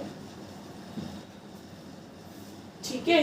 और हम उसे कितनी हाइट तक लेके गए हैं, हम उसे हाइट पर लेके गए हैं 4 मीटर, और हमें वर्क निकालना है। देखो वर्क क्या होता है, वर्क होता है फोर्स इनटू डिस्प्लेसमेंट। अभी देखो इस केस में जब ऑब्जेक्ट ऊपर नीचे जा रहा हो ना, ऐसे करके जब ऑब्जेक्ट ऊपर या नीचे जा रहा हो, तो फोर्स का फॉर्मूला क्या होता है, फोर्स का फॉर्मूला होता है mg, क्योंकि ग्रेविटी ही उसकी एक्सेलरेशन है। अगर ऑब्जेक्ट ऐसे वर्टिकली जाता है ना, तो ग्रेविटी, अगर वो फ्रीली फॉल कर रहा है तो ग्रेविटी ही उसकी एक्सेलरेशन होती है ना। और अगर हम ऐसे नॉर्मली मूव कर रहे हैं तो एक्सेलरेशन, तब हम फोर्स का फॉर्मूला ma लगाते हैं। कभी कंफ्यूजन तो नहीं होता भाई कि फोर्स कभी हम mg लेते हैं, कभी ma लेते हैं। जब ऑब्जेक्ट ग्रेविटी के अंडर गिर रहा है तो फोर्स का फॉर्मूला mg होता है ना। और जब हम अपनी एक्सेलरेशन से एक्सेलरेट कर रहे हैं तो फोर्स का formula m into a, mass into acceleration होता है। ठीक है, तो हमारा क्या फॉर्मूला हो जाएगा, फोर्स की जगह तो mg और डिस्टेंस की जगह हाइट। जब वो ऐसे जा रहा है तो उसने कितना डिस्टेंस कवर करा, हाइट के इक्वल ही तो डिस्प्लेसमेंट कवर करा है उसने। तो वर्क का फॉर्मूला ऐसे केसेस में m इंटू जी इंटू एच हो जाता है। एक वर्क का फॉर्मूला और हम लगा सकते हैं mgh। मास है 500, ग्रेविटी तुम्हें पता होती है 10 और ये है 4। इसको सॉल्व करके हमारा आंसर आ जाएगा। ठीक है, अगर वो फ्रीली फॉल कर रहा है ना तो इस फोर्स की जगह mg और इस डिस्टेंस की जगह हाइट लिख सकते हैं। नॉर्मली फोर्स का फॉर्मूला ma भी होता है। ठीक है, तो इस तरीके से हमारा क्वेश्चन हो जाएगा। अभी देखो एक क्वेश्चन और है। ये क्वेश्चन है, एक फोर्स है 10 न्यूटन का जो ऑब्जेक्ट को 2 मीटर मूव करवाता है। फोर्स दे रखा है 10 न्यूटन का, डिस्प्लेसमेंट दे रखा है 2 मीटर का और एंगल दे रखा है 60 डिग्री। हमें वर्क निकालना है। हमें पता है जब एंगल पता होता है हमको तो हमारे वर्क का प्रॉपर फॉर्मूला क्या होता है। वर्क का प्रॉपर फॉर्मूला होता है F into D into cos theta. क्या फॉर्मूला होता है वर्क का? वर्क का फॉर्मूला होता है force into displacement into cos theta. अभी देखो इसमें फोर्स हमें दे रखा है 10 न्यूटन्स, डिस्प्लेसमेंट हमको दे रखा है कि ऑब्जेक्ट डिस्प्लेस कर रहा है 2 मीटर से और एंगल दे रखा है 60 डिग्री। अभी वर्क का ये फॉर्मूला हो जाएगा। अब देखो cos 60 की वैल्यू क्या होती है। cos 60 sin 30 सेम होते हैं ना, sin 30 होता है 1/2, cos 60 की वैल्यू होगी 1/2।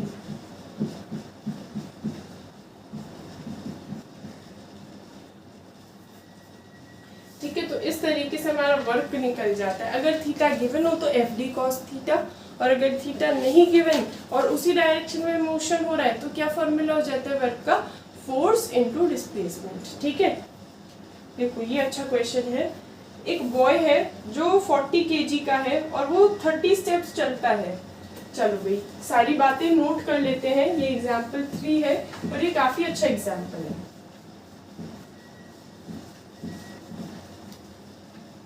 देखो इसमें हमें क्या गिवन है, इसमें हमें गिवन है कि एक बॉय है जिसका मास है 40 केजी। 40 केजी का बॉय है, वो 30 स्टेप्स चलता है और सारे स्टेप्स 20 सेंटीमीटर लंबे हैं। तो उसने कितनी हाइट कवर करी सोच के बताओ भाई। वो कितनी स्टेप्स चलता है? वो कितनी स्टेप्स चलता है? 30। और हर एक स्टेप कितनी लंबी है? हर एक स्टेप है 20 सेंटीमीटर लंबी। वो कितनी स्टेप्स चल रहा है? वो कितने स्टेप ऊपर बढ़ रहा है? वो कितने स्टेप ऊपर बढ़ रहा है भाई? है ना, कितने स्टेप्स ऊपर बढ़ रहा है? 30 स्टेप्स। और हर स्टेप कितना लंबा है? 20 सेंटीमीटर लंबा है। तो एक बात बताओ, कितनी हाइट तक पहुंच जाएगा? समझ रहे हो? ये भी 30, ये भी 30, फिर ये भी 30, तो कितनी हाइट तक पहुंच जाएगा? 30 इंटू 20। ठीक है, सॉरी 30 तो हमें क्या है, नंबर ऑफ स्टेप्स गिवन है और 20 सेंटीमीटर ईच स्टेप की हाइट गिवन है। 20 सेंटीमीटर हर स्टेप की हाइट है। तो हाइट प्रॉपर हो क्या जाएगी? 30 इंटू 20। जिसे हम मीटर्स में करेंगे, मीटर्स में करने के लिए हमें पता है इसे 100 से डिवाइड करना पड़ेगा। 600 सेंटीमीटर या फिर 6 मीटर। हमें हाइट पता चल गई 6 मीटर। एक गर्ल भी है, ये दूसरा केस है। एक गर्ल है, उसका वेट है 30 केजी और ये तो काम कर रहा है भाई, ये जो काम कर रहा है वो कर रहा है टाइम 2 मिनट्स में। और ये पता है कितने टाइम में कर रहा है? ये काम कर रहा है टाइम, ये कर रहा है उसी काम को 1.5 मिनट्स में। हमें दोनों केसेस में एनर्जी निकालनी है और दोनों केसेस में पावर भी निकालनी है। दोनों केसेस में एनर्जी, दोनों केसेस में पावर निकालना है। बताओ एनर्जी क्या होता है? वर्क होता है। वर्क क्या होता है बताओ जल्दी से? वर्क क्या होता है? Force into displacement. फोर्स का फॉर्मूला m इंटू जी भी लिख सकते हैं, डिस्प्लेसमेंट h होता है। निकल जाएगा क्या? देखो मास गिवन है, g की वैल्यू पता होनी चाहिए 10 और हाइट हमें पता है 6। m पता है, g पता है, h पता है। ये पूरी वैल्यू हमारे लिए नोन है। एक तरीके से देखा जाए तो ये पूरी वैल्यू हमारे लिए नोन है। तो इस तरीके से हम वर्क निकाल सकते हैं। फिर पावर क्या होता है? पावर होता है वर्क अपॉन टाइम। देखो टाइम भी गिवन है, अगर वर्क निकल गया तो क्या पावर भी निकाली जा सकती है? पावर होता है वर्क अपॉन टाइम। लेकिन सबको ऐसा ही सिस्टम में लेना पड़ेगा, इस टाइम को सेकेंड्स में करना पड़ेगा। मतलब इतनी सी बात है कि भाई पहले यूनिट्स का ध्यान से हम ध्यान देंगे तो वर्क निकल जाएगा, फिर वर्क अपॉन टाइम करके हमारा पावर भी कैलकुलेट हो जाएगा। ऐसे ही ये केस है, इसमें m गिवन है, इसमें m गिवन है, हमको डिस्टेंस सेम है, कह रहा है ना क्वेश्चन इतना ही काम करती है, इतनी हाइट चलती है, सॉरी, तो हाइट इसमें भी 6 मीटर्स आएगी। क्या हम इसमें भी वर्क निकाल सकते हैं m इंटू जी इंटू एच करके और फिर उसे टाइम से डिवाइड करके क्या हम पावर निकाल सकते हैं? ये फॉर्मूला हम याद रखेंगे ना कि वर्क क्या होता है, फोर्स इंटू डिस्प्लेसमेंट, लेकिन अगर वो ऊपर नीचे ऐसे ग्रेविटी के अंडर जा रहा है ना तो फोर्स की जगह हम m इंटू जी रख सकते हैं और डिस्प्लेसमेंट की जगह हम हाइट लिख सकते हैं। ठीक है, तो दोनों केसेस का हमारा दोनों चीजें निकल जाएंगी, वर्क भी निकल जाएगा और पावर भी निकल जाएगी। अभी देखो एक नेक्स्ट क्वेश्चन भी है, क्वेश्चन नंबर 4। देखो इसमें क्या है, इसमें ना हमें पहले तो एक डायग्राम गिवन है,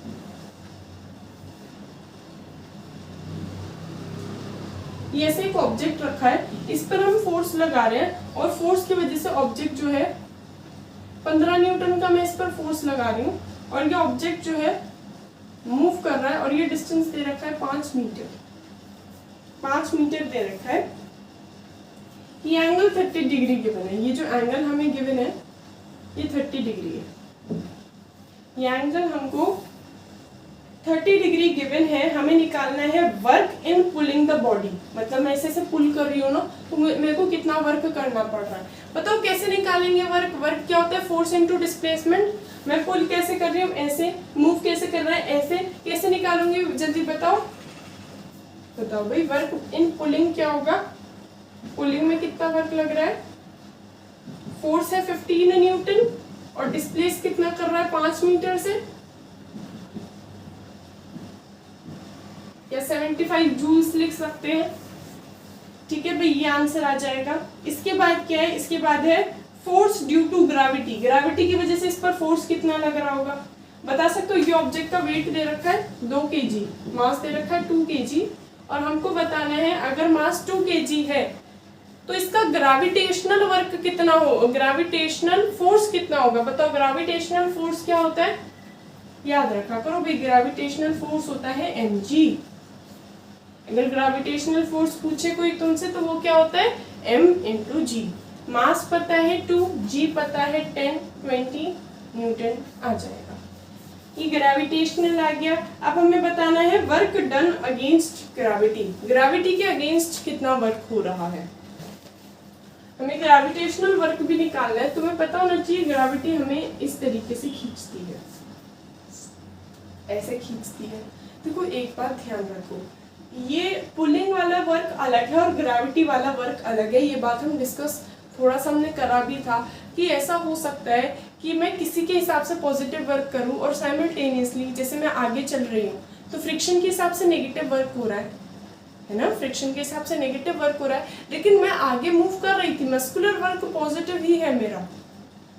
अगर मैं बॉल को ऊपर फेंक रही हूँ तो मैंने ऊपर फेंका, ऊपर गई भी है तो मेरा वर्क तो पॉजिटिव है, लेकिन ग्रेविटी उसे नीचे खींच रही थी, बॉल ऊपर जा रही है तो ये नेगेटिव वर्क होता है। तो देखो ग्रेविटी वाला वर्क, ग्रेविटी उसे नीचे खींच रही है, ग्रेविटी उसे नीचे खींच रही है, ऑब्जेक्ट ऐसे जा रहा है। याद रखना फोर्स और डिस्प्लेसमेंट की डायरेक्शन सेम होनी चाहिए।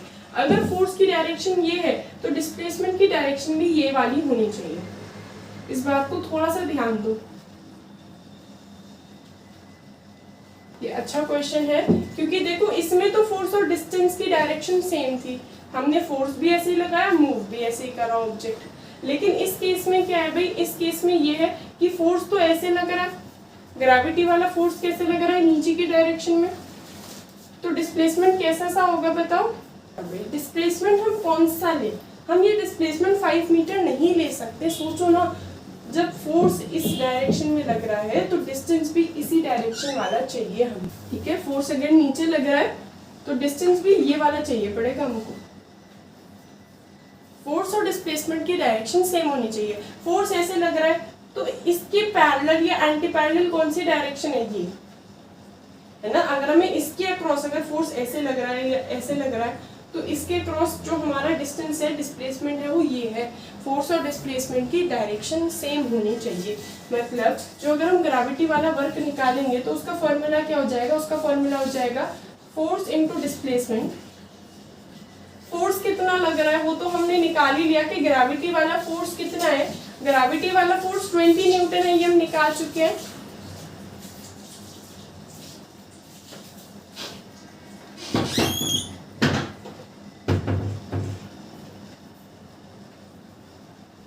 है ना। हमें फोकस किस बात पे करना है, हमें फोकस इस बात पर करना है कि भाई फोर्स और डिस्प्लेसमेंट की डायरेक्शन नॉर्मली सेम होनी चाहिए। अभी इस केस में हम देखें, अगर फोर्स की डायरेक्शन ऐसी सी ले रहे हैं ना तो डिस्टेंस भी ऐसा सा हमें लेना पड़ेगा।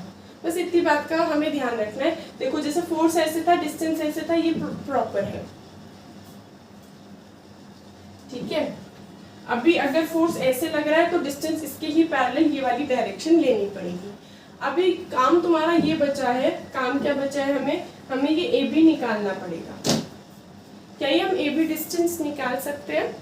देखो मुश्किल वाली बात नहीं है। हम कैसे निकालेंगे, हमें एंगल पता है, हमें ये पता है, हमें ये निकालना है। हम साइन यूज करेंगे। बताओ साइन 30 क्या होता है? साइन ना याद रखना परपेंडिकुलर अपॉन हाइपोटेन्यूज होता है, परपेंडिकुलर अपॉन हाइपोटेन्यूज। साइन क्या होता है? साइन होता है परपेंडिकुलर अपॉन हाइपोटेन्यूज। अभी परपेंडिकुलर कितना दिख रहा है? A B. साइन 30 तो वैसे 1/2 भी होता है। परपेंडिकुलर कितना दिख रहा है? A B. हाइपोटेन्यूज कितनी दिख रही है? 5। क्या इस तरीके से ए बी निकाल पाओगे? ए बी कैसे निकालेंगे? ये नंबर इधर जाएगा, ए बी आ जाएगा 5/2 यानी कि 2.5। हाइट कितना आ गया हमारे पास? हाइट आ गया 2.5। तो फोर्स 20 था, डिस्टेंस 2.5 था।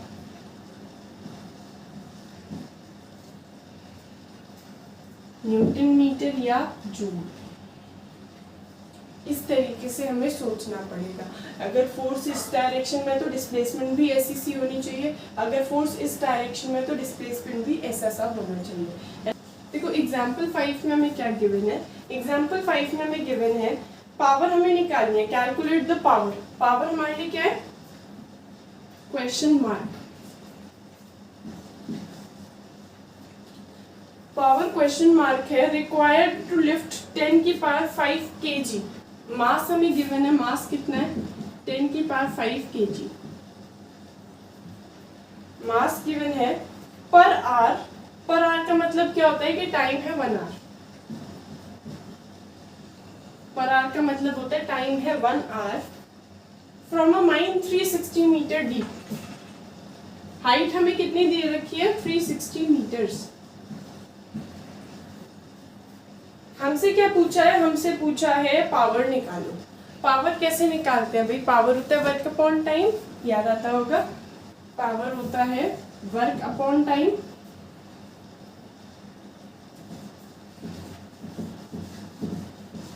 क्या हम ऐसा लिख सकते हैं? पावर होता है वर्क अपॉन टाइम। वर्क होता है फोर्स इनटू डिस्प्लेसमेंट। फोर्स होता है मास इनटू ग्रेविटी। ऐसा कुछ लिख सकते हैं कि हम पावर होता है force into displacement upon time, क्योंकि पावर होता है ना वर्क अपॉन टाइम। तो वर्क की जगह फोर्स इनटू डिस्प्लेसमेंट लिख दिया और फोर्स की जगह mg। ये फाइनल फॉर्मूला आ गया m इंटू जी इंटू एच अपॉन टाइम। देखो g की वैल्यू पता होती है, मास पता है, हाइट पता है। टाइम हम किस में लेंगे? हमें पता है टाइम हमें किस में लेना पड़ेगा? सेकेंड्स में। और याद रख पाओगे? वैसे याद रखने की जरूरत नहीं पड़ेगी। एक आवर में 60 इंटू 60 यानी कि 3600 इतने सेकेंड्स होते हैं। एक घंटे में कितने सेकेंड्स होते हैं? 3600 सेकेंड्स होते हैं। तो मास पता है, ग्रेविटी पता है, हाइट पता है, टाइम पता है। क्या हम पावर निकाल पाएंगे? पावर निकल जाएगी ना। देखो मास की वैल्यू रख देते 10 की पावर 5, जी की वैल्यू 10 है, हाइट की वैल्यू 360, टाइम की वैल्यू 3600। ये कैंसिल, 36 से 36 कैंसिल, ये आएगा 10 की पावर 5 जूल्स। नहीं, पावर है ना, पावर की यूनिट आएगी वो, ये आ जाएगा 10 की पावर 5 वॉट। इस तरीके से हम इसमें पावर निकाल सकते हैं। एक मोटर है जिसकी पावर है 100 वॉट, ठीक है, और टाइम है 1 मिनट, और 50% एनर्जी अगर वेस्ट हो जाती है तो हमें एनर्जी निकालनी है। अभी एक बात बताओ, पावर होता है एनर्जी अपॉन टाइम, पावर है 100 वॉट, एनर्जी हमें नहीं पता लेकिन टाइम है 60 सेकेंड्स, ये उधर जाएगा, ये कितना आ जाएगा 60 और 00 और joules is equal to energy. Energy हमें पता चल जाएगा 6000 जूल है, एनर्जी हमारा 6000 जूल आ जाएगा, है ना। लेकिन उसके 50% एनर्जी तो वेस्ट भी हो रही है। अगर 50% एनर्जी वेस्ट हो रही है तो बताओ 6000 का अगर 50% निकाला जाए, 50% वेस्ट होना मतलब 50% बचना, हमें पता नहीं एफिशिएंट एनर्जी कितनी है, तो बस इसका 50% निकाल देंगे, वो 50% मतलब आधा, मतलब 3000 निकल जाएगा, ठीक है। तो प्रॉपर जो हमारी एनर्जी, यूजेबल एनर्जी है वो कितनी होगी, वो 3000 जूल होगी। हमें क्या गिवन है, a man exerts force of 200 Newton. एक मैन है जो पता है कितना फोर्स लगाता है, 200 न्यूटन का फोर्स लगाता है, स्पीड दे रखी है 16 मीटर पर सेकेंड, हमें पावर निकालना है, हमें फोर्स और वेलोसिटी पता है और हमें इस पर पावर निकालना है। देखो फॉर्मूला पता होगा तो हम जरूर निकाल पाएंगे। पावर होता है वर्क अपॉन टाइम, वर्क होता है force into displacement, displacement upon time होता है वेलोसिटी। बस ये फॉर्मूला है, पावर होता है फोर्स इनटू वेलोसिटी। फोर्स पता है, वेलोसिटी पता है, बहुत ही आसानी से हमारी पावर निकल सकती है। तो बस ये ध्यान जरूर रखना है कि पावर का एक और फॉर्मूला होता है फोर्स इनटू वेलोसिटी। जो भी हमने फॉर्मूलेज डिस्कस करे हैं वो ये है कि भाई हमने सबसे पहले वर्क के बारे में पढ़ा था, तो वर्क था फोर्स इनटू डिस्प्लेसमेंट, वर्क होता है फोर्स इनटू डिस्प्लेसमेंट, लेकिन डिस्प्लेसमेंट की डायरेक्शन फोर्स की ही डायरेक्शन होनी चाहिए। अगर ऐसा नहीं होता, अगर डिस्प्लेसमेंट की डायरेक्शन फोर्स की डायरेक्शन से अलग होती है, उनके बीच में कोई एंगल होता है, तो ये कॉस थीटा से भी मल्टीप्लाई हो जाता है। याद है जीरो वर्क कब होता था, जीरो वर्क होता था जब इनके बीच में क्या एंगल हो, जब इनके बीच में 90 डिग्री का एंगल हो। जब इनके बीच में अगर 90 डिग्री का एंगल होगा तो हमारा वर्क क्या हो जाएगा, हमारा वर्क जीरो हो जाएगा, है ना भाई। उसके बाद हमने एक फॉर्मूला पढ़ा था, कौन सा फॉर्मूला पढ़ा था, पावर का, और हमें पता है एनर्जी जो है वो वर्क के न्यूमेरिकली इक्वल ही होती है, एनर्जी और वर्क न्यूमेरिकली इक्वल होते हैं। फिर हमने एक फॉर्मूला पढ़ा था, power is equal to work upon time, work होता है force into displacement upon time, displacement upon time होता है वेलोसिटी। तो पावर का एक और फॉर्मूला हमारे पास आ गया था, फोर्स इनटू वेलोसिटी। ये भी भाई पावर का फॉर्मूला है। अगर हमें कभी फोर्स और वेलोसिटी की टर्म्स में पावर निकालना है तो पावर क्या होता है, फोर्स इनटू वेलोसिटी, पावर होता है फोर्स इनटू वेलोसिटी, ठीक है। तो अब तक हमने ये सारे फॉर्मूलेज डिस्कस करे हैं। चलो इस फॉर्मूले पर एक क्वेश्चन बताओ, जैसे ये क्वेश्चन नंबर 10 है, power of the motor is 40 kilowatt, at what speed he can raise a load of 20,000 newton. हमें कितना दे रखा है, हमें पावर अगर दे रखा है 40 किलोवाट, पावर हमें दे रखा है 40 किलोवाट, ठीक है। और पता है हमें क्या दे रखा है, पावर हमें दे रखा है और फोर्स हमें दे रखा है, फोर्स दे रखा है 20,000 न्यूटन, और हमें क्या निकालना है, हमको निकालना है वेलोसिटी, ठीक है। तो कैसे निकालेंगे वेलोसिटी, हम ये वाला फॉर्मूला लगाने वाले हैं कि पावर क्या होता है, फोर्स इनटू वेलोसिटी भी होता है। पावर पता है, पावर को हमें वॉट में करना पड़ेगा, किलोवाट में है ना, किलोवाट को वॉट में करने के लिए क्या करते हैं, 3 zeros और लगा देंगे भाई, तो पावर पता चल जाएगा, फोर्स पता चल जाएगा, वेलोसिटी हम फिर इजीली कैलकुलेट कर पाएंगे, है ना। तो ये हमें फॉर्मूला याद रखना है कि पावर क्या होता है भाई, पावर होता है फोर्स इनटू वेलोसिटी। अगर हमसे कोई कहे कि पावर की यूनिट है वॉट, 1 वॉट को एक्सप्लेन करो, तो हम कैसे एक्सप्लेन करेंगे 1 वॉट को, if 1 joule of work is done in 1 second, 1 joule of work is done in 1 second, then power is said to be 1 watt। उस केस में हम पावर कह सकते हैं कि पावर कितना है, पावर हमारा 1 वॉट है। अच्छा मुझे बताओ किलोवाट आवर ये किस चीज़ की यूनिट होती है? ये जो किलोवाट आवर होता है ना, ये पता है, ये पावर की यूनिट मत कह देना, ये पावर इनटू टाइम की यूनिट है। ये पावर की यूनिट और ये टाइम की यूनिट, ये हमारी एनर्जी की यूनिट है, ये हमारी कमर्शियल यूनिट ऑफ एनर्जी होती है। इससे ही हमारी इलेक्ट्रिसिटी का बिल निकलता है। और 1 किलोवाट आवर में 3.6 इंटू 10 की पावर 6 जूल होते हैं। अगर कोई पूछे किलोवाट आवर किस चीज़ की यूनिट है तो हम बोल देंगे किलोवाट आवर किसकी यूनिट होती है? ये पावर की यूनिट बिल्कुल नहीं होती, ये होती है हमारी एनर्जी की यूनिट। ये किसकी यूनिट होती है? एनर्जी की यूनिट होती है। टॉपिक पढ़ने जा रहे हैं, चलो पहले एक क्वेश्चन करते हैं। इस क्वेश्चन में हमें गिवन है एक बॉय है 40 kg का। ये 40 kg क्या है? ये है mass. Climbs up the stairs and reaches the roof at height. Height दे रखी है हमको, हाइट दे रखी है 8 मीटर और टाइम दे रखा है हमको 5 सेकेंड्स। टाइम भी दे रखा है 5 सेकेंड्स। हमें फोर्स, वर्क और पावर निकालना है। फोर्स, वर्क और पावर। फोर्स का फॉर्मूला पता है तुम्हें? एक होता है m इंटू जी। मास पता है, ग्रेविटी पता है, m इंटू जी करके फोर्स निकल जाएगा। फिर हमें क्या निकालना है? हमें निकालना है एनर्जी। एनर्जी होता है फोर्स इंटू डिस्टेंस। डिस्टेंस भी दे रखा है, ये 1 मीटर डिस्टेंस ही तो है। फिर हमें है ना, वैसे तो डिस्प्लेसमेंट होता है, लेकिन अगर वो हाइट कवर कर रहा है यहाँ से लेकर यहाँ तक तो डिस्टेंस और डिस्प्लेसमेंट सेम बात है भाई, है ना। यहाँ से यहाँ तक क्या है? डिस्टेंस भी 8 है, डिस्प्लेसमेंट भी 8 है, हाइट भी 8 है। तो हमें फोर्स पता चल जाएगा m इंटू जी करके। जी की वैल्यू 10, 400 आ गया। फिर डिस्टेंस से मल्टीप्लाई करेंगे, एनर्जी आ जाएगा। फिर पावर होता है एनर्जी अपॉन टाइम। इस तरीके से हमारी पावर भी हमारी कैलकुलेट हो जाएगी। ठीक है भाई। चलो, क्या ऐसा पॉसिबल है कि हम एक ऑब्जेक्ट पर फोर्स लगा रहे हो, वो ऑब्जेक्ट मूव भी कर रहा हो और लेकिन उसमें नेट वर्क डन 0 हो, उस पर कोई वर्क ना हो रहा हो? अगर कोई वर्क ना हो रहा हो ना तो कोई एनर्जी का भी ट्रांसफर नहीं होता। तो क्या ऐसा पॉसिबल है कि एक ऑब्जेक्ट पर हम फोर्स लगा रहे हैं, वो मूव भी कर रहा है लेकिन वो कुछ वर्क नहीं कर रहा और ना ही वो कुछ एनर्जी कंज्यूम कर रहा है? ऐसा किस केस में पॉसिबल हो सकता है भाई?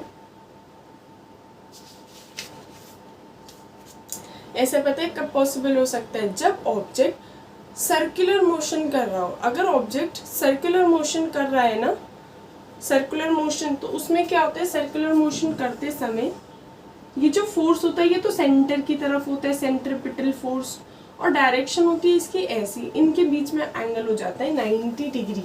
90 डिग्री का एंगल होगा तो फोर्स भी हो रहा है, डिस्प्लेसमेंट भी हो रहा है, लेकिन वर्क जो है वो 0 हो जाएगा हर पॉइंट पर। ठीक है भाई। अगर फोर्स और डिस्प्लेसमेंट 90 डिग्री के एंगल पर हो तो चाहे फोर्स भी लग रहा हो और ऑब्जेक्ट मूव भी कर रहा हो, लेकिन वर्क तब भी 0 होगा। जैसे अर्थ सन के अराउंड घूम रही है, तो सन के अराउंड वो किसकी वजह से घूम रही है? सन और अर्थ के बीच में कौन सा फोर्स लग रहा है? सेंट्रीपिटल फोर्स, है ना। जो अर्थ और सन के बीच में जो ग्रेविटी वाला फोर्स होता है, सन की ग्रेविटी जो अर्थ को खींचती है, वो ही ग्रेविटी सेंट्रीपिटल फोर्स का काम करती है। तो सेंट्रीपिटल फोर्स तो सेंटर की तरफ लग रहा है, ऑब्जेक्ट मूव कर रहा है टैंजेंट के अबाउट, है ना। ये टैंजेंट के अबाउट, ये अर्थ हमारी जब गोल घूम रही होगी तो इस पॉइंट में डायरेक्शन टैंजेंट से निकाली जाती है। इनके बीच में एंगल होगा 90 डिग्री का, और अगर एंगल 90 डिग्री का होगा तो जल्दी बताओ वर्क हमारा क्या हो जाएगा? वर्क हमारा 0 हो जाता है ना। तो सर्कुलर मोशन बहुत ही स्पेशल टाइप ऑफ मोशन है। अगर हम सेम स्पीड से जा रहे हो तो भी इसमें एक्सेलरेशन हो रहा होता है। सोचो 5 मीटर पर सेकेंड से ही जा रहे हैं। अगर हमसे कोई कहे हम इनिशियल भी 5 मीटर पर सेकेंड से जा रहे हैं, बाद में भी 5 मीटर पर सेकेंड से जा रहे हैं, हम कह देंगे फिर तो एक्सेलरेशन 0 है। लेकिन गोल घूमते समय क्या हो रहा है? हमारी डायरेक्शन रेगुलरली चेंज हो रही है। डायरेक्शन चेंज होने की वजह से वेलोसिटी चेंज हो रही है, और जो हमारा मोशन है वो एक्सेलरेटेड, वो हमारा कौन सा मोशन कहलाता है? वो हमारा फिर एक्सेलरेटेड मोशन कहलाता है। ठीक है भाई। अभी एक क्वेश्चन और करते हैं। ये हमारा क्वेश्चन देखो क्या है, ये थोड़ा अलग सा क्वेश्चन लग रहा है।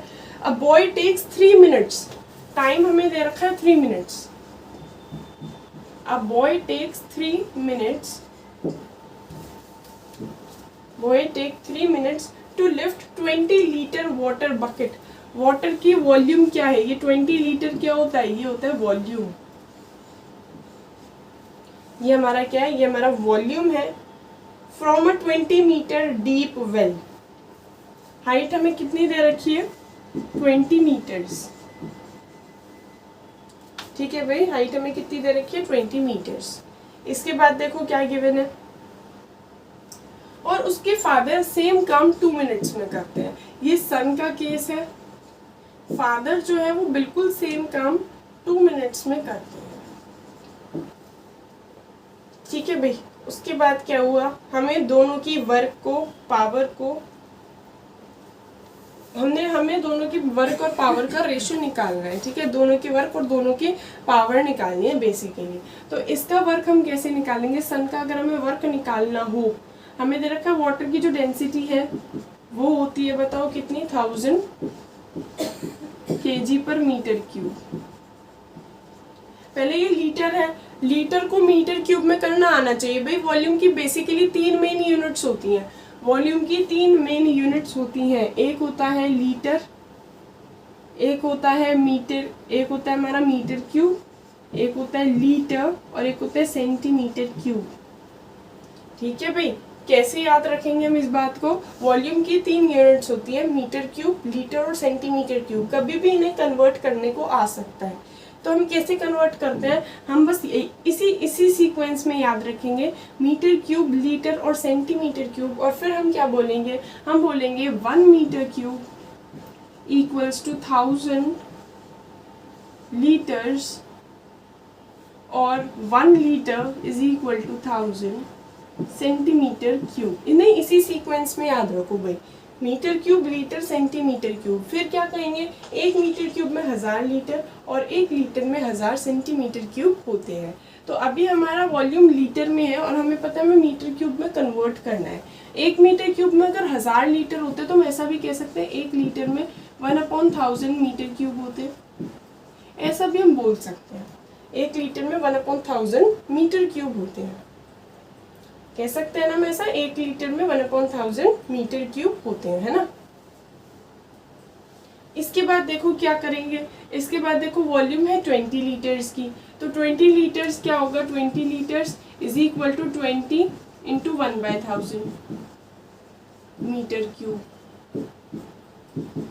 0.02 मीटर क्यूब.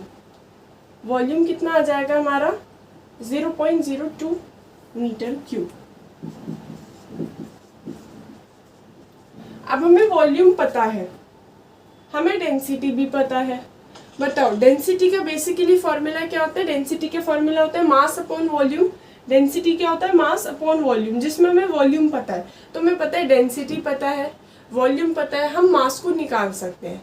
फिर अगर मास आ जाए तो m इंटू जी करके हम फोर्स भी निकाल सकते हैं. तो हमारा फोर्स आ जाएगा. फोर्स के बाद देखो, फोर्स के बाद हाइट दे रखी है. हाइट ही डिस्टेंस होता है जब वो ऊपर नीचे जा रहा है ना ऑब्जेक्ट. तो F हो जाता है m इंटू जी और जो हाइट हो जाती है वही डिस्टेंस हो जाता है. ये तो हम बात जानते हैं ना कि भाई अगर वो ऐसे जा रहा है तो फोर्स हम कौन सा लगाएंगे? फोर्स हम लगाएंगे m इंटू जी और उसकी हाइट ही उसका डिस्टेंस होगा. फोर्स पता चल जाएगा, डिस्टेंस पता चल जाएगा. हमें फोर्स पता है, हमें डिस्टेंस पता है. क्या हम वर्क निकाल पाएंगे? बिल्कुल निकाल पाएंगे. वर्क होता है फोर्स इंटू डिस्प्लेसमेंट. फिर वर्क को निकालने के बाद देखो क्या होगा? वर्क हो जाएगा. फिर वर्क के बाद हमें पावर निकालनी है. पावर कैसे निकालेंगे भाई बताओ? वर्क तो निकल गया, वर्क अपॉन टाइम करके हम पावर निकाल देंगे. लेकिन टाइम को कर देना सेकंड्स में. टाइम को किस में कर दोगे? सेकंड्स में कर दोगे. एक बात बताओ, खुद सोच के बताओ, ये 3 मिनट में कर रहा है सेम काम, ये 2 मिनट में. किसकी पावर ज्यादा है? पावर टाइम के इनवर्सली प्रोपोर्शनल होती है. जिसको टाइम कम लगता है उसकी पावर ज्यादा होती है. पावर होता क्या? Rate of doing work. जितना कम टाइम लग रहा है ना काम को करने के लिए, उतनी ज्यादा पावर होती है. ठीक है भाई. तो ये हमारा केस होता है. वर्क नेगेटिव क्यों होता है? क्योंकि फ्रिक्शनल वर्क हमेशा हमको क्या करता है? हमारे मोशन को फ्रिक्शनल वर्क हमेशा अपोज करता है. है ना। उसके बाद हमने वर्क के बारे में डिस्कस करा था कि वर्क ज़ीरो कब कब हो सकते हैं। 3 केसेस में वर्क ज़ीरो हो सकते हैं, या तो हम फोर्स ना लगाएं, या डिस्प्लेसमेंट ना हो, या फोर्स और डिस्प्लेसमेंट दोनों, लेकिन दोनों के बीच में 90 डिग्री का एंगल हो, है ना। फोर्स ही ना लगाएं या ऑब्जेक्ट मूव ही ना करे, जैसे हम वॉल को धक्का दे जा रहे हैं लेकिन ऑब्जेक्ट मूव नहीं कर रहा, तो हमारा उस केस में वर्क जो है वो ज़ीरो हो जाएगा। उस केस में हमारा वर्क ज़ीरो हो जाता है। हम कोशिश ये करते हैं कि जो डिस्प्लेसमेंट है ना वो फोर्स की ही डायरेक्शन में हो। अगर डिस्प्लेसमेंट और फोर्स की डायरेक्शन सेम नहीं होती तो हम फिर कॉस थीटा वाला फैक्टर लगाते हैं। वो बेसिकली इसलिए लगाते हैं कि फोर्स और डिस्टेंस की डायरेक्शन सेम हो जाए, है ना। वैसे हमारा मेनली फॉर्मूला होता है फोर्स इंटू डिस्प्लेसमेंट, लेकिन कई बार हमें लिख जाएगा force into displacement into cos theta. वो कॉस थीटा इसलिए लगाया गया है क्योंकि डिस्टेंस और फोर्स की डायरेक्शन सेम नहीं है और हमें करनी पड़ रही है। फिर हमने किसके बारे में पढ़ा था, फिर हमने एनर्जी के बारे में पढ़ा था। एनर्जी जो है उसकी यूनिट वर्क जैसी ही होती है, जूल होती है उसकी एसआई यूनिट, है ना। एनर्जी भी स्केलर क्वांटिटी है वर्क जैसे ही। एनर्जी वर्क के न्यूमेरिकली इक्वल भी होती है, बस वर्क और एनर्जी में एक छोटा सा डिफरेंस है कि energy capacity to do work है। हम खाना खाते हैं, हमें एनर्जी मिलती है, हमें वर्क नहीं मिलता। वो एनर्जी आगे चलकर वर्क में कन्वर्ट हो सकती है। स्टोरेबल फॉर्म ऑफ, है ना, स्टोर्ड फॉर्म ऑफ वर्क को ही हम एनर्जी कहते हैं। जो हमारी एनर्जी, जो हमारा वर्क का स्टोर्ड फॉर्म होता है ना, उसको ही हम क्या कहते हैं, उसको ही हम एनर्जी कहते हैं। हम जो है अब जो 2 मेन टाइप की एनर्जीज डिस्कस करेंगे। बहुत सारी टाइप्स ऑफ एनर्जी होती है, लाइट एनर्जी, इलेक्ट्रिक एनर्जी, है ना, केमिकल एनर्जी, बहुत सारी टाइप्स ऑफ एनर्जी होती है। लेकिन हम 2 मैकेनिकल एनर्जीज के बारे में डिटेल में समझेंगे, जिसमें एक का नाम है काइनेटिक एनर्जी और एक का नाम है पोटेंशियल एनर्जी। ठीक है, एक हमने पावर के बारे में भी पढ़ा था। पावर होता है रेट ऑफ डूइंग वर्क, मतलब वर्क अपॉन टाइम। ठीक है, पावर क्या होता है, वर्क अपॉन टाइम होता है, यूनिट होती है उसकी वॉट। और हमसे कोई कहे किलो वॉट आर किसकी यूनिट होती है, भाई पावर मत बोलना, किलो वॉट आर एनर्जी की यूनिट होती है। किलो वॉट आर किसकी यूनिट होती है, किलो वॉट आर एनर्जी की यूनिट होती है। अभी हमें 2 main type of energy discuss करनी है, जिसमें से एक एनर्जी का नाम है काइनेटिक एनर्जी और एक का नाम है पोटेंशियल एनर्जी। दोनों ही मैकेनिकल फॉर्म्स ऑफ एनर्जी हैं। तो भाई अब हम डिस्कस करने वाले हैं, अब हम डिस्कस करेंगे mechanical forms of energy. Mechanical form of energy क्या होता है, मैकेनिकल फॉर्म ऑफ एनर्जी होता है energy either due to rest और ऑफ मोशन। जो रेस्ट की वजह से या मोशन की वजह से जो एनर्जी होती है उसको हम मैकेनिकल एनर्जी कहते हैं। भाई रेस्ट की वजह से हो सकती है, मोशन की वजह से। जो रेस्ट की वजह से होती है उसे हम पोटेंशियल एनर्जी कहते हैं, और जो मोशन की वजह से होती है उसे हम काइनेटिक एनर्जी कहते हैं। पोटेंशियल एनर्जी रेस्ट की वजह से तो है, लेकिन ये 2 वजहों से होती है, या तो चेंज इन हाइट की वजह से, या तो हाइट के चेंज की वजह से होगी, या दूसरा पता है, या तो इसमें हम क्या करेंगे, उसकी शेप को डिफॉर्म कर देंगे, है ना, या तो उसकी शेप डिफॉर्मेशन की वजह से ये एनर्जी डेवलप होगी। तो पोटेंशियल एनर्जी 2 वजह से हो सकती है। एक ऑब्जेक्ट को या तो हम हाइट पर लेके गए, या एक ऑब्जेक्ट को हमने दबा दिया या कंप्रेस कर दिया, उसकी शेप डिफॉर्म कर दी, खींच दिया, उसकी शेप चेंज कर दी, जिसकी वजह से अब वो रिटेन करने के लिए आगे बढ़ेगा और उसमें एक एनर्जी डेवलप होगी, उसको हम कहते हैं। तो इस हिसाब से हमारी 2 टाइप की पोटेंशियल एनर्जीज होती हैं। जो हाइट के चेंज की वजह से, उस पोटेंशियल एनर्जी को हम ग्रेविटेशनल पोटेंशियल एनर्जी कहते हैं। और भाई जो डिफॉर्मेशन की वजह से है, जो शेप चेंज की वजह से है, उसे हम इलास्टिक पोटेंशियल एनर्जी कहते हैं, उसे हम इलास्टिक पोटेंशियल एनर्जी कहते हैं। ये जो हाइट के चेंज की वजह से है ना भाई, इसमें एनर्जी तो हमें पता ही है, वर्क के इक्वल होता है। वर्क होता है फोर्स, वर्क होता है जो हमारा वो होता है फोर्स इनटू डिस्प्लेसमेंट के इक्वल। फोर्स होगा मास इनटू ग्रेविटी और डिस्प्लेसमेंट होगा हाइट के इक्वल। तो पोटेंशियल एनर्जी का जो फॉर्मूला है बहुत आसानी से डिराइव हो जाता है, mgh। करना ही क्या है भाई, वर्क हम क्या कहेंगे कि भाई पोटेंशियल एनर्जी वर्क के इक्वल है, वर्क फोर्स इनटू डिस्प्लेसमेंट है, फोर्स m इंटू जी है और डिस्प्लेसमेंट है हाइट। तो पोटेंशियल एनर्जी का इस तरीके से फॉर्मूला डेवलप हो जाता है, m इंटू जी इंटू एच। एक काइनेटिक एनर्जी होती है, ये ड्यू टू मोशन होती है, ये चलने की वजह से होती है, चलने की वजह से उसमें काइनेटिक एनर्जी डेवलप होती है। और इसका फॉर्मूला हम कैसे डिराइव करेंगे, शुरू तो हम यहीं से करेंगे, एनर्जी वर्क के इक्वल होता है, वर्क फोर्स इनटू डिस्प्लेसमेंट होता है। फोर्स इस बार मास इनटू एक्सेलरेशन लेंगे, जब वो फ्रीली फॉल करता है या ऊपर जाता है तब जी लेते हैं, नहीं तो एक्सेलरेशन लेते हैं। और इनटू डिस्टेंस को हम एस ले लेंगे, कितना उसने डिस्टेंस आगे मूव करा उसको हम एस कंसिडर कर लेंगे। फिर हमें एक वो पता होना चाहिए कि वी स्क्वायर होता है यू स्क्वायर प्लस 2as, ये हमें फॉर्मूला पता होना चाहिए। और हमें एक बात और पता होनी चाहिए, अगर उसने रेस्ट से शुरू करा है तो उसकी इनिशियल वेलोसिटी 0 होगी, मतलब हमारा आ जाएगा v square is equal to 2as, या हम कह सकते हैं a इंटू एस। देखो u तो 0 लिख दिया क्योंकि रेस्ट से अगर ऑब्जेक्ट शुरू होगा तो u हम 0 लेंगे, इस 2 को नीचे भेज देंगे। तो हमारा जो एनर्जी का फॉर्मूला आ जाएगा वो आ जाएगा मास a इंटू एस की जगह, इसमें जो ये a इंटू एस है ना, इसकी जगह हम वी स्क्वायर अपॉन 2 रखने वाले हैं। तो काइनेटिक एनर्जी का इस तरीके से बहुत ही आसानी से हमारा फॉर्मूला डिराइव हो जाता है half m v square. Kinetic energy का जो फॉर्मूला डिराइव होता है हाफ एम वी स्क्वायर। एक बहुत ही इंपॉर्टेंट चीज है कि भाई एक होता है हमारा conservation of energy. Conservation of energy क्या कहता है कि एनर्जी ना एक फॉर्म से दूसरी फॉर्म में कन्वर्ट तो हो सकती है, लेकिन वो ना ही क्रिएट हो सकती ना ही डिस्ट्रॉय हो सकती। काइनेटिक और पोटेंशियल एनर्जी में डिफरेंस समझने की कोशिश करते हैं। ये जो पोटेंशियल एनर्जी है ये रेस्ट की वजह से होती है, या तो हाइट के चेंज की वजह से या फिर ऑब्जेक्ट में ना डिफॉर्मेशन की वजह से, जबकि काइनेटिक एनर्जी मूव करने की वजह से डेवलप होती है। ये जो पोटेंशियल एनर्जी है ये सिर्फ काइनेटिक एनर्जी में कन्वर्ट हो सकती है, लेकिन काइनेटिक एनर्जी बहुत सारी चीजों में कन्वर्ट हो सकती है। जैसे काइनेटिक एनर्जी इलेक्ट्रिकल एनर्जी में कन्वर्ट हो सकती है, काइनेटिक एनर्जी साउंड एनर्जी में कन्वर्ट हो सकती है, बहुत सारी फॉर्म्स में कन्वर्ट हो सकती है। पोटेंशियल एनर्जी सिर्फ काइनेटिक एनर्जी में कन्वर्ट हो सकती है, लेकिन काइनेटिक एनर्जी फर्दर बहुत सारी फॉर्म्स में कन्वर्ट हो सकती है भाई, है ना। और हमें एक बात और ध्यान रखनी चाहिए कि काइनेटिक एनर्जी वेलोसिटी पर डिपेंड करती है, जबकि पोटेंशियल एनर्जी वेलोसिटी पर डिपेंड ही नहीं करती। पोटेंशियल एनर्जी हाइट पर डिपेंड करती है, काइनेटिक एनर्जी हाइट पर डिपेंड नहीं करती। तो ये सब हम डिफरेंसेस लिख सकते हैं काइनेटिक एनर्जी और पोटेंशियल एनर्जी के बीच में। पोटेंशियल एनर्जी नेगेटिव भी हो सकती है, क्योंकि हमें पता है जी नेगेटिव भी हो सकता है, जी हमारा एक वेक्टर क्वांटिटी है। लेकिन काइनेटिक एनर्जी कभी 0 नहीं हो सकती, क्योंकि ना ही कभी मास 0 हो सकता। वेलोसिटी नेगेटिव हो सकती है, वेलोसिटी नेगेटिव जरूर हो सकती है, लेकिन वी स्क्वायर तो पॉजिटिव ही होगा ना, चाहे नेगेटिव नंबर का क्यों ना स्क्वायर करें। नेगेटिव नंबर का स्क्वायर भी फिर हमारा पॉजिटिव ही हो जाता है। तो काइनेटिक एनर्जी कभी नेगेटिव नहीं हो सकती, पोटेंशियल एनर्जी नेगेटिव हो सकती है। तो ये दोनों इन दोनों के बीच में डिफरेंस है।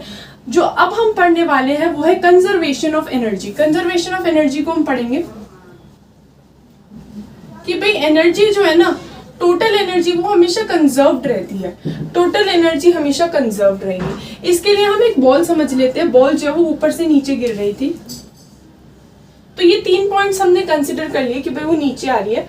याद रखना सबसे ऊपर, या तो बॉल ऊपर जाएगी नीचे आएगी, कोई भी इसका मोशन कंसिडर कर लो। इस टाइम पर हो क्या रहा होगा, इस टाइम पर जो मैक्सिमम हाइट है, ये जो मैक्सिमम हाइट होती है ना, ये जो मैक्सिमम हाइट होती है इस पे तो वेलोसिटी 0 है, याद रखेंगे। वेलोसिटी 0 तो काइनेटिक एनर्जी 0, और यहाँ पे पोटेंशियल एनर्जी मैक्सिमम होती है। पोटेंशियल एनर्जी का फॉर्मूला तो हम जानते हैं mgh। इस वाले पॉइंट पर, ये सबसे नीचे वाला पॉइंट है, इसकी हाइट 0 है, हाइट 0 है तो इसका पोटेंशियल एनर्जी 0 है, लेकिन काइनेटिक एनर्जी का तो फॉर्मूला हम जानते हैं हाफ एम वी स्क्वायर। इस पॉइंट पर दोनों होंगी, काइनेटिक एनर्जी भी होगी, पोटेंशियल एनर्जी भी होगी, लेकिन इनका मैग्नीट्यूड कम होगा। देखो इस पूरी हाइट को हम h मान लेते हैं, इस डिस्टेंस को हम x मान लेते हैं, तो ये वाला डिस्टेंस हम समझ सकते हैं h माइनस x होगा। अब हम समझ सकते हैं कि इस पॉइंट पर काइनेटिक एनर्जी क्या होगी। काइनेटिक एनर्जी तो होगी हाफ एम वी स्क्वायर, और पोटेंशियल एनर्जी क्या होगी mg। mg कितनी हाइट पर है भाई, ये हाइट पर है, ये h माइनस x हाइट पर। अब हमें प्रूफ करना है कि चाहे यहाँ पर सिर्फ पोटेंशियल थी या सिर्फ काइनेटिक थी या दोनों थी, लेकिन टोटल एनर्जी हर पॉइंट पर कंजर्व रहेगी। टोटल मैकेनिकल एनर्जी जो है ना वो हर पॉइंट पर कंजर्व रहेगी। कैसे प्रूफ करेंगे, इस पॉइंट पर टोटल एनर्जी कितनी हो गई 0 प्लस mgh यानी mgh। इस पॉइंट पर टोटल एनर्जी कितनी हो गई half m v square plus mg, इसको मल्टीप्लाई करेंगे mgh माइनस mgx। और इस पॉइंट पर टोटल एनर्जी कितनी होगी 0 plus half m v square यानी कि हाफ एम वी स्क्वायर। अच्छा अब देखो, अब हमें एक वैल्यू याद रखनी पड़ेगी कि वी स्क्वायर क्या होता है। वी स्क्वायर होता है u square plus 2as। u तो हम 0 मानेंगे, इनिशियली 0 से शुरू हुआ था, तो v स्क्वायर आ जाएगा टू, ए को जी मानेंगे, ऊपर नीचे में ना ए को जी मान लेते हैं, और एस जो है वो हम मान लेंगे हाइट, ठीक है। तो वी स्क्वायर की वैल्यू आ गई 2gh, है ना। इसमें डिस्प्लेसमेंट हमने कितनी डिस्प्लेसमेंट मान ली, हाइट के इक्वल। तो वी स्क्वायर 2gh के इक्वल है, ये हम यहाँ पर रखेंगे हाफ m। वी स्क्वायर की जगह 2gh जैसे ही हम डालेंगे, 2 से 2 कैंसिल होगा, mgh फॉर्मूला आ जाएगा, हमारी एनर्जी का फॉर्मूला आ जाएगा mgh। अब इस पॉइंट पर कंसिडर कर लेते हैं, इस पॉइंट पर टोटल एनर्जी क्या होगी। फिर से हम वी स्क्वायर का फॉर्मूला लगाने वाले हैं। वी स्क्वायर होता है you square plus 2as। You को तो हम 0 ही लेंगे, तो वी स्क्वायर आ जाएगा 2, ए को हम जी लेंगे, और इस बार एस को क्या लेने वाले हैं। यहां तक इसने कितना डिस्प्लेसमेंट करा, एक्स, यहां तक इसने डिस्प्लेसमेंट करा है एक्स। तो वी स्क्वायर को हम 2gx लिखने वाले हैं, हाफ m, वी स्क्वायर की जगह 2gx डालेंगे, प्लस mgh माइनस mgx। ये 2 से 2 कट जाएगा, तो आएगा mgx plus mgh minus mgx, इन दोनों से एक टर्म। तो यहाँ पे भी टोटल एनर्जी देखा जाए तो mg कैपिटल H ही आ गई, मतलब तीनों पॉइंट पर सेम एनर्जी है। इसका मतलब हमारी एनर्जी एक फॉर्म से दूसरे फॉर्म में कन्वर्ट तो हो सकती है, लेकिन टोटल एनर्जी जो है वो हमेशा कंजर्व्ड रहेगी। हमारा क्वेश्चन क्या है, समझ रहे हो। क्वेश्चन है हमारा, the work done by heart is 1 joule per beat. Heart हमारा 1 जूल वर्क करता है एक बीट में। हमें पावर निकालनी है। अगर हमें दे रखा है कि 1 मिनट में हार्ट 72 टाइम्स बीट करता है, हमारा हार्ट एक मिनट में कितना 72 टाइम्स बीट करता है।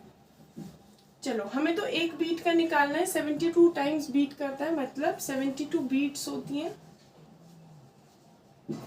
है ना भाई। एक मिनट में कितनी होती है, 72 बीट्स होती हैं। ऐसा भी हम लिख सकते हैं 60 सेकेंड्स में, 60 सेकेंड्स में 72 बीट्स होती हैं, ऐसा हम कह सकते हैं ना।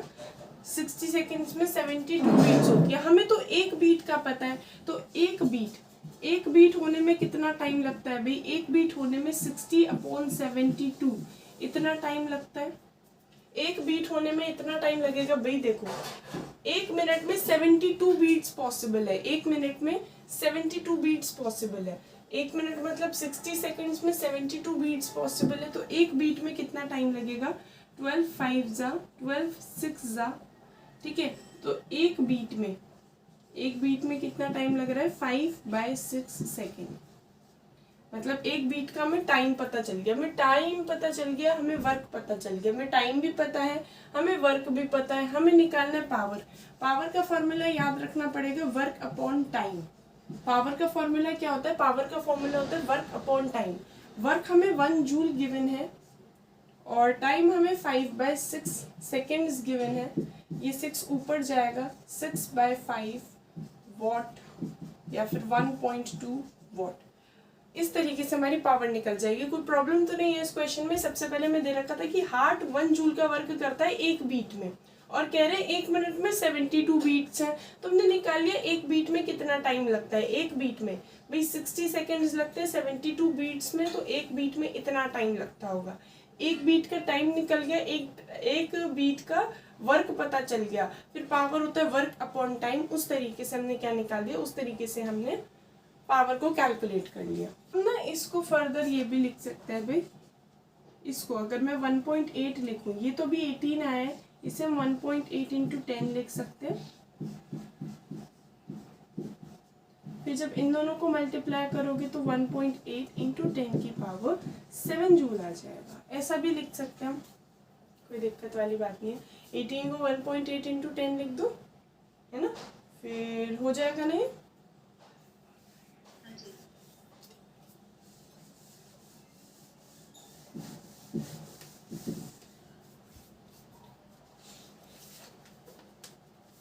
चलो एक और करते हैं।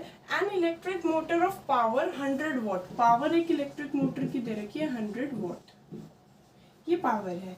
Is used to drive the stirrer in a water bath. 50% of energy is spent in steering water. Calculate the work done in 1 minute. Time दे रखा है 1 मिनट, और कह रहे हैं 50% एनर्जी तो हमारी वेस्ट हो रही है भाई। 50% एनर्जी वेस्ट हो रही है, तो हमें वर्क निकालना है 1 मिनट में। देखो भाई पावर होता है वर्क अपॉन टाइम, या हम कह सकते हैं वर्क होता है पावर इनटू टाइम। पावर है 100 और टाइम है 60 सेकेंड्स। लेकिन हमारी 50% वर्क जो है वो तो खराब हो रहा है, 50% एनर्जी वेस्ट हो रही है। तो हमारी जो एफिशिएंट एनर्जी है ना, वैसे तो वर्क ही एनर्जी होता है, लेकिन अभी क्या हो रहा है, आधी एनर्जी तो वेस्ट हो रही है ना। तो जो हमारी एफिशिएंट एनर्जी बचेगी वो इसका 50% बचेगी, 50% of 100 into 60।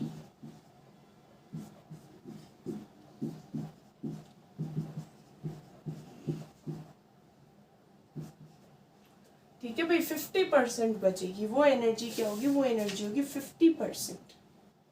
Kilo watt hour, जैसे हमें करना हो 5 किलो वॉट आवर को जूल्स में।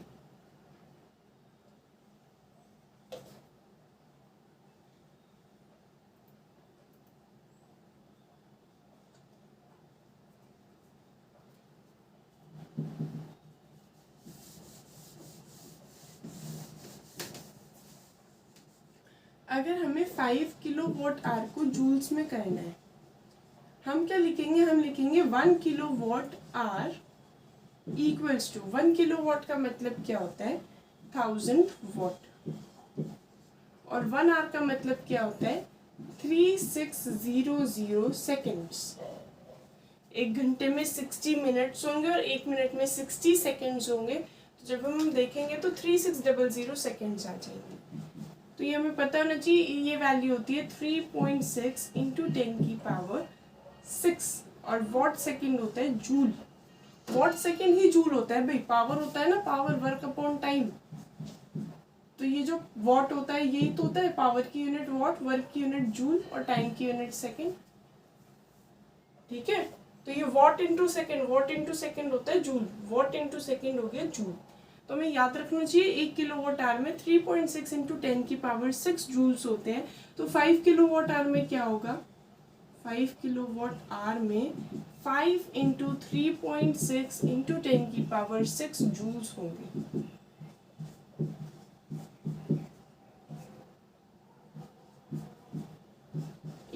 इंटू 10 की पावर 6 जूल। इसके नेक्स्ट वाला है, A man exerts a force of 200 Newton. Force हमें कितना दे रखा है, फोर्स दे रखा है 200 न्यूटन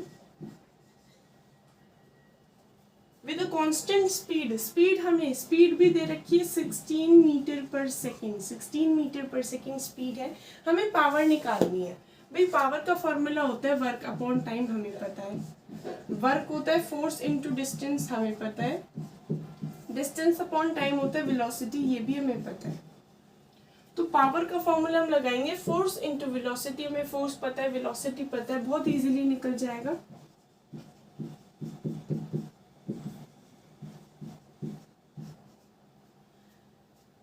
ठीक है भाई, बस बेसिकली ये फॉर्मूला पता होना चाहिए। पावर होता है वर्क अपॉन टाइम, वर्क होता है force into displacement, displacement upon time velocity हो जाएगा। तो पावर का फॉर्मूला फोर्स इंटू वेलोसिटी भी हो गया, और इस तरीके से ये सॉल्व हो जाएगा। एक क्वेश्चन और देखते हैं। हमें दे रखा है energy of electron is 4 into 10 की पावर -19 जूल। हमें इलेक्ट्रॉन वोल्ट में करना है, तो हमें एनर्जी कितनी दे रखी है, 4 इंटू 10 की पावर -19। ये हमें दे रखी है जूल में, हमें इसे करना है इलेक्ट्रॉन वोल्ट में। इस एनर्जी को हमें इलेक्ट्रॉन वोल्ट में कन्वर्ट करना है। तो हमें पता होना चाहिए, क्या पता होना चाहिए कि एक इलेक्ट्रॉन वोल्ट में 1.6 इंटू 10 की पावर -19 जूल्स होते हैं। अगर एक इलेक्ट्रॉन वोल्ट में इतने जूल है, तो एक जूल में 1/1.6 इंटू 10 की पावर -19 इलेक्ट्रॉन वोल्ट होंगे। एक जूल में इतने इलेक्ट्रॉन वोल्ट होंगे, तो इतने जूल में कितने होंगे, इतने जूल में 4 इंटू 10 की पावर -19 जूल में कितने होंगे भाई। इसी चीज को, किस चीज को, इसी चीज को हम किससे मल्टीप्लाई कर देंगे, 4 इंटू 10 की पावर -19 से। ये आ जाएगा 40/16 2.5। अगर हम इसको इलेक्ट्रॉन वोल्ट में करें तो आएगा 2.5 इलेक्ट्रॉन वोल्ट, है ना। हमें याद क्या रखना है, एक इलेक्ट्रॉन वोल्ट में इतने जूल होते हैं, तो एक जूल में इतने इलेक्ट्रॉन वोल्ट होंगे। फिर हमें कितना जूल दे रखा है, इतना। उस तरीके से हम कन्वर्जन कर लेंगे।